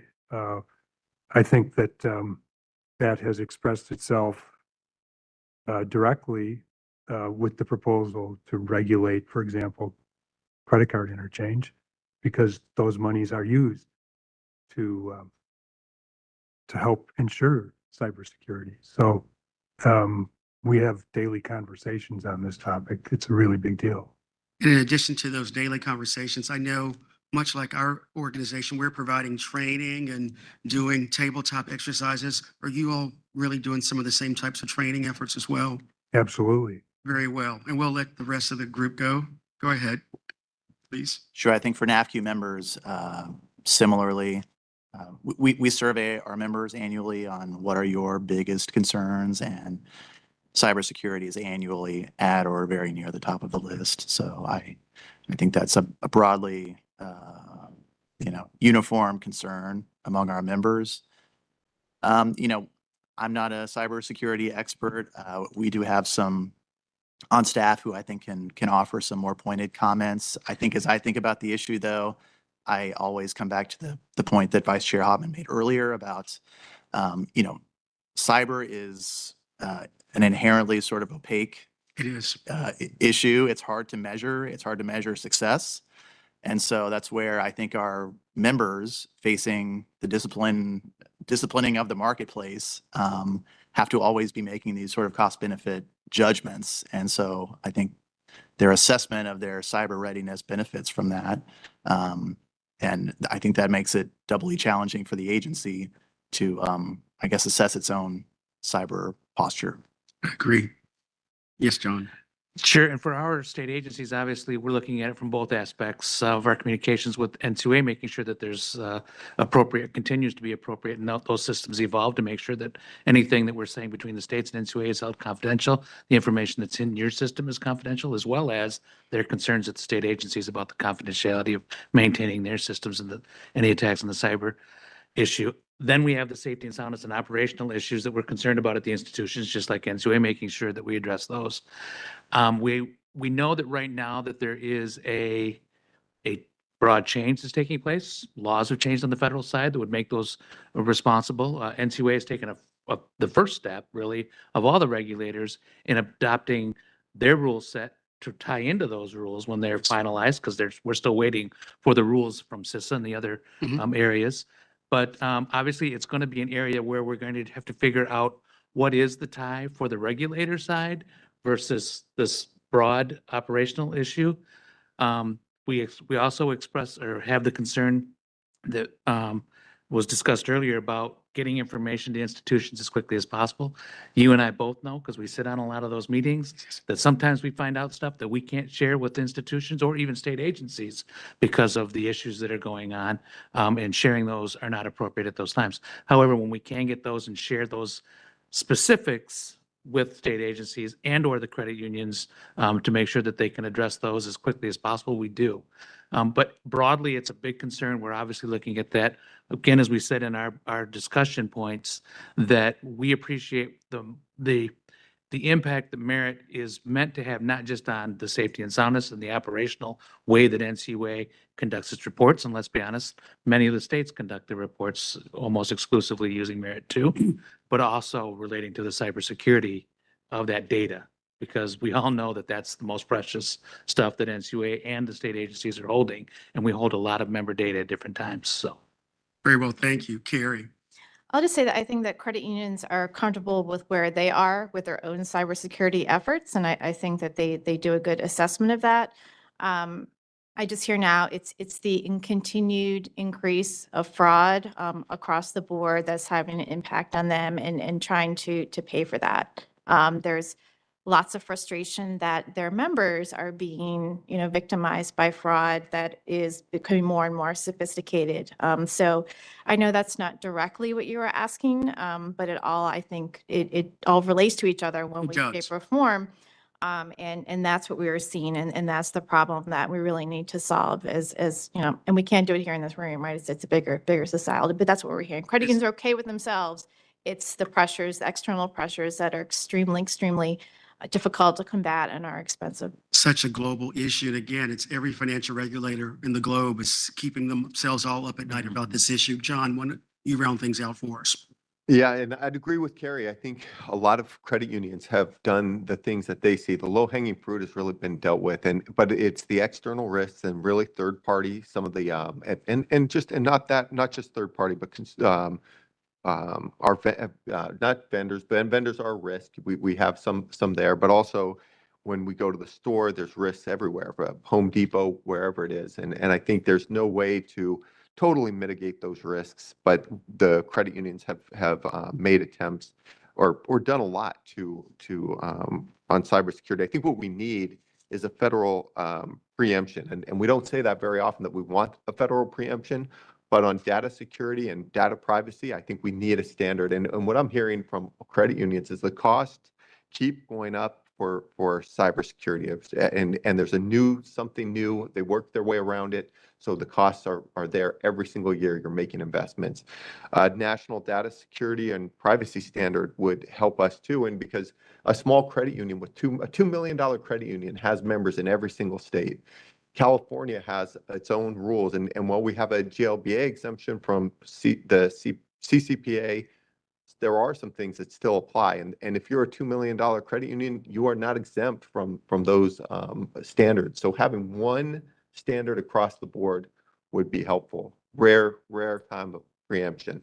Don't go too far with that. Well, especially not sitting in front of John.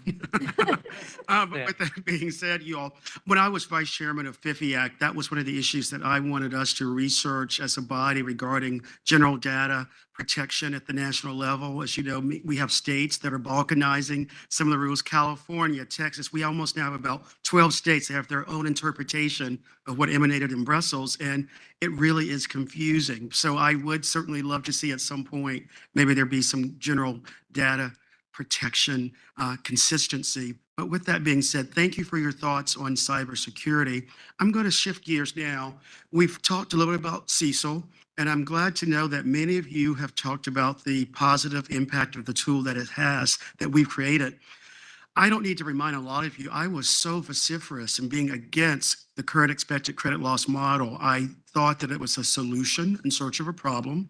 I thought that if any group needed to have it, it was perhaps some of my old employers from Wall Street, but not for our Main Street credit unions. So we wrote letters, we did all that we could, with the exception of our $10 million and below credit unions. Everyone else has had to comply with it. One of the things that I still deem as a palliative measure was that at least the credit unions were able to begin in 2023 if this year implementation as opposed to 2020 for that of the banks, and also the 3 years that you will all get to phase in your loan loss reserves. So question now, what more are you hearing? Are there more things that need to be done regarding CECL and the training and things of that nature to really ensure that it is running smoothly? And by the way, we're having to implement CECL with all the other aforementioned headwinds, interest rate risk, interest rate, liquidity, all the other things. So it could not have been more of a inappropriate time, but be that as it may, what can we do and what are you hearing around CECL? Well, I just was at the CUNA CFO forum not too long ago, and this topic came up. I would say that in general, credit unions are very thankful for what you all did in terms of providing that longer runway, and especially the smaller institutions for the assistance that you gave them and the guidance with the tool that was produced. At the CFO forum, the narrative that I heard most often was that people are still adjusting, and those adjustments are uncomfortable, especially in an environment where the unemployment rate is 3.9%, and you can see widely reported record levels of delinquency in automobile lending. A strange development given the current economic environment, and maybe one that's going to get a lot worse if the labor market deteriorates, right? Mm-hmm. So they're in the process of adjusting, and that is uncomfortable because they're concerned about swings in provisioning and the bottom line effects of that. Very well. Well, thank you. And again, the tool that we've created. It's being used. And by the way, I know when the tool you all was developed, I don't know if we've publicly thanked the folks at NCUA who developed the Cecil tool. So thank you, thank you, thank you. And also for the training efforts. And also those training efforts are all archived. I'd be remiss if I didn't say, while it was designed for our smaller institutions, and I'll let you decide what you want to consider small, I have gone to many events and we've had billion-dollar credit unions that have said they are finding value in our Cecil tool. They're using it to perhaps augment and supplement some of the models that they've already gone out and purchased. But again, the tool is working. Go ahead, sir. Sure, I echo Mike's comments. Very thankful for the tool, and I think the 3-year phase-in has been particularly important. I think our biggest fear was that Cecil would go effective at a time when there was heightened economic uncertainty, and that's exactly what happened. And so that 3-year phase-in has been really important. So we greatly appreciate that. We will certainly reach out to our members and see if they have any direct feedback about ways that the agency could assist further. Or if they have any suggestions for the tool, but I'm glad to hear that. And again, you're about to hear me say something. I even went to the FASB Gala thinking that I could at least with them maybe have one last moment to get Cecil exempt. And that could even do it at their awards gala. So anyway, little levity. Go ahead, John. Yeah, I mean, I think it's great what's been done already. I think the thing that both states and some of the credit unions are still concerned about is there still tends to be a lack of understanding of how that methodology works. And we got to make sure, I think we've done a lot of education. The leagues have done education. NCUA has done educational webinars on it. You're putting out the assumptions I think it's every quarter. Yeah. You're updating everything on there too. That's great for the small institutions. But what we're finding is there are still some institutions that don't understand how the market affects that and what that would mean. It was easy back in the old days to go, okay, my estimated losses, things are getting bad. My credit losses are going to go up. It's a little different now for some of our small institutions, or I should say not small, but less complex. So I still think we have some more education to do to make sure we drive the point home. But I know it's been I think a partnership with all the agencies, state agencies have done these trainings. Leagues have done it. The NCUA has done it. It's shared too. But I would just suggest to continue on that threshold. Might even want to do that for consumers, because I do firmly believe that the whole point of this is that those consumers are going to read financial statements that they understand. And I will tell you that while we have a few people in the credit union industry who still don't understand it, we have a lot of people in the public that don't understand.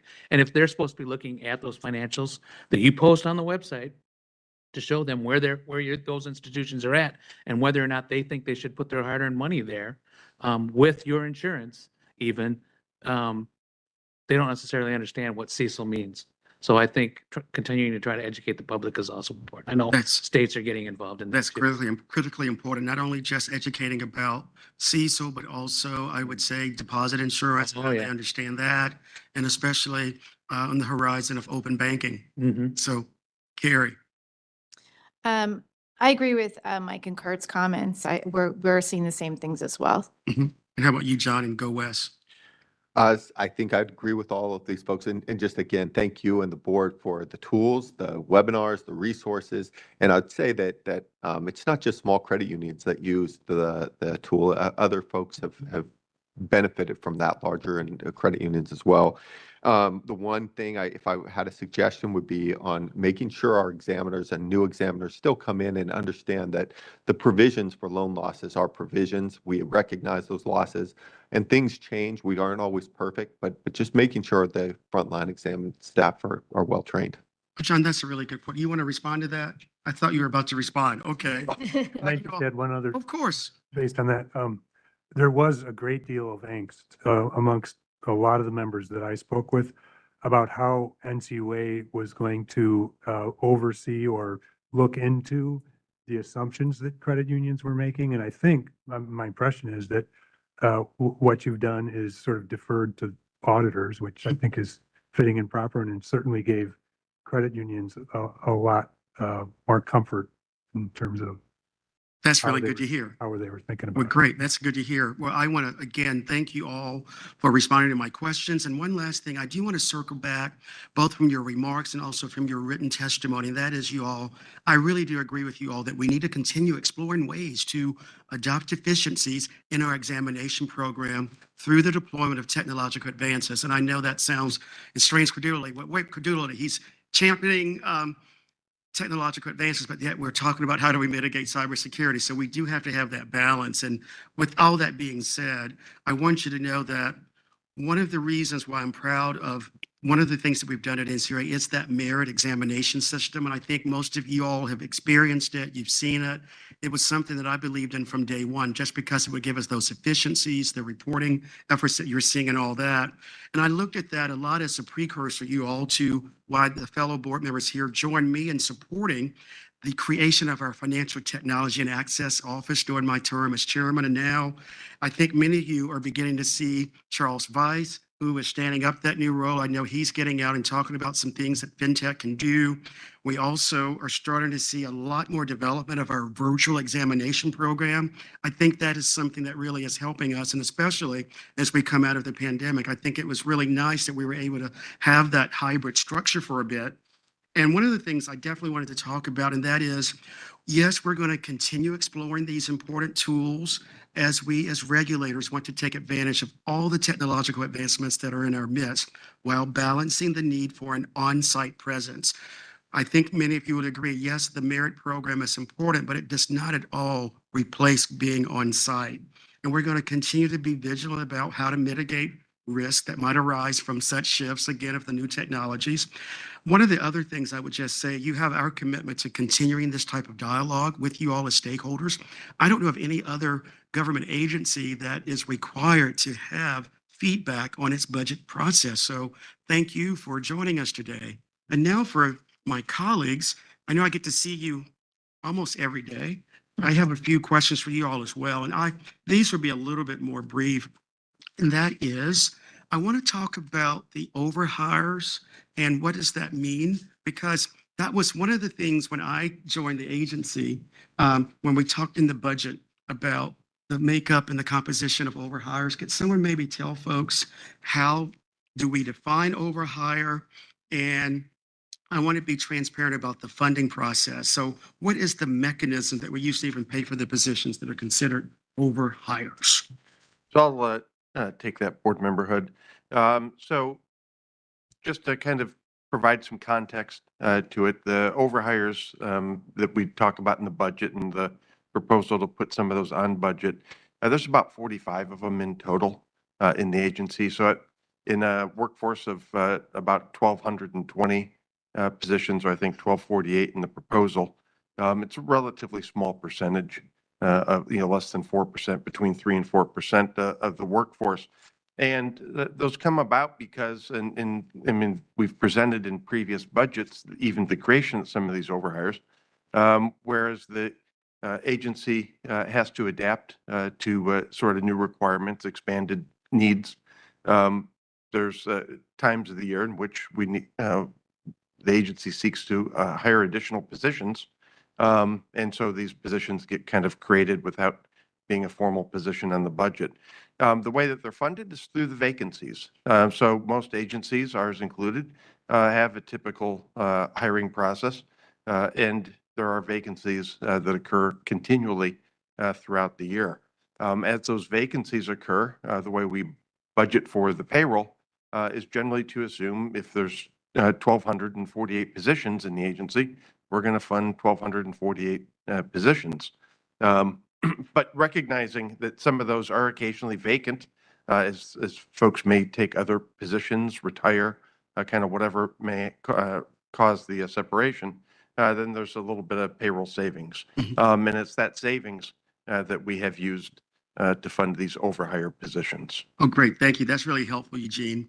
I recognize that the agency went through an extensive effort to staff up our examiner ranks in the regions to ensure we have the right number of resources in place to handle what we might come out of in terms of the post-pandemic economic conditions.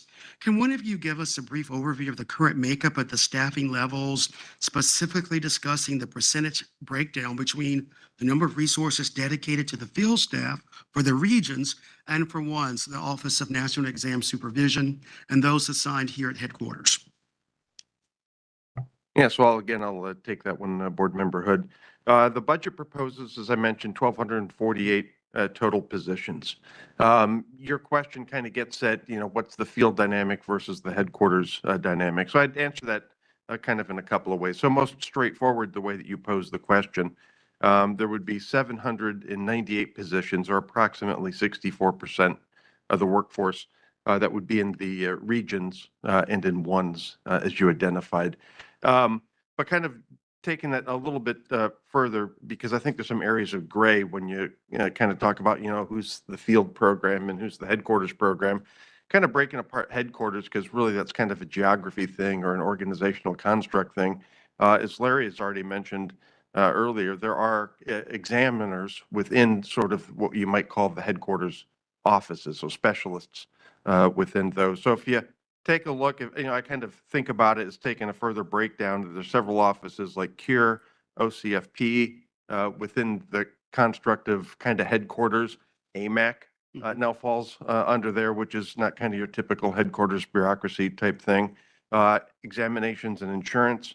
These offices focus a lot on supervisory work, exam related work. Obviously, AMAC handling conservatorship and liquidations, CURE also on the processing of charters and field membership expansions. And so that kind of grouping adds an additional 148 positions, or about another 12% of the workforce kind of fits into that category, which then leaves you with about 304 positions, or 24%, that kind of are in the other offices. That would include my office, the Human Capital Office, that are supporting the agency. Well, that helps tremendously. Eugene, I do have another question, and that is, the budget is calling for converting the 17 authorized positions previously unfunded into the operating budget. Can one of you talk to me, and maybe it's going to be you, Eugene, can you talk about what percentage of the current staffing level, what that fit will be regarding those 17 positions? I mean, what are those 17 specific positions proposed to be converted to in the budget? And what is that percentage compared to the overall staff? Sure. Again, so there's 17, it's in the 17's a subset of that population of 45 overhires that we'd be bringing onto budget, and so they'd no longer be overhires. And 17 is, is a reflection of there's a subset of the 1,248 is about 1.5% of the total current workforce, and they're spread across offices. So there's, I think, one in the CFO's office. There's a couple in examinations and insurance and so on. So it really is kind of across pretty much again, go back to the term sort of headquarters or located in Alexandria type offices, but it's a relatively small percentage of the overall workforce. And again, I would also say those 17 positions, these are folks that already are on the NCUA payroll, so they're not further increasing payroll in aggregate terms in the long run. Very well. And then Eugene, are there any alternative approaches to pay for those positions if they were not converted? So if they were converted, we'd keep using the current mechanism of the vacancy rate. The reason, though, behind the interest in putting the 17 on board is that the agency's been extremely successful in its hiring this year, such that the current vacancy rate is down to about 1.5% of all positions. And so the concern that we've got is with the hiring, with the fact that we've been successful in staffing up, particularly in the regions, that this sort of flexibility that we've had, we're concerned may not exist next year. If the board chose not to bring those positions onto the budget, then I think what we would be looking at next year would be kind of a more disciplined process at looking at vacancies as they arise, and probably having to potentially fill vacancies as they arise, sort of a bit slower, Mhm. so that we ensured that we had the funding for the payroll. Very well. And just probably one final question on this topic. Could you please speak to the percentage of historical organic attrition that the agency has experienced, while of course adjusting for the abnormal years of 2020 to 2022? So I'm just looking for my notes on vacancies rates, but uh, one moment.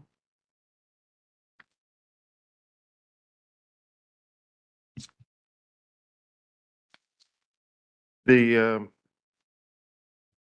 vacancy rates, looking at that, it's approximately, if you look through the periods pre-pandemic, so let's go to 2014 to 2019, that was generally at about 8.1% per year, the vacancy rate, or in the attrition rate, rather, I think is what you asked about. Yes. The attrition rate, so it was lower in 2020 because of the pandemic, is Mhm. kind of you're alluding to.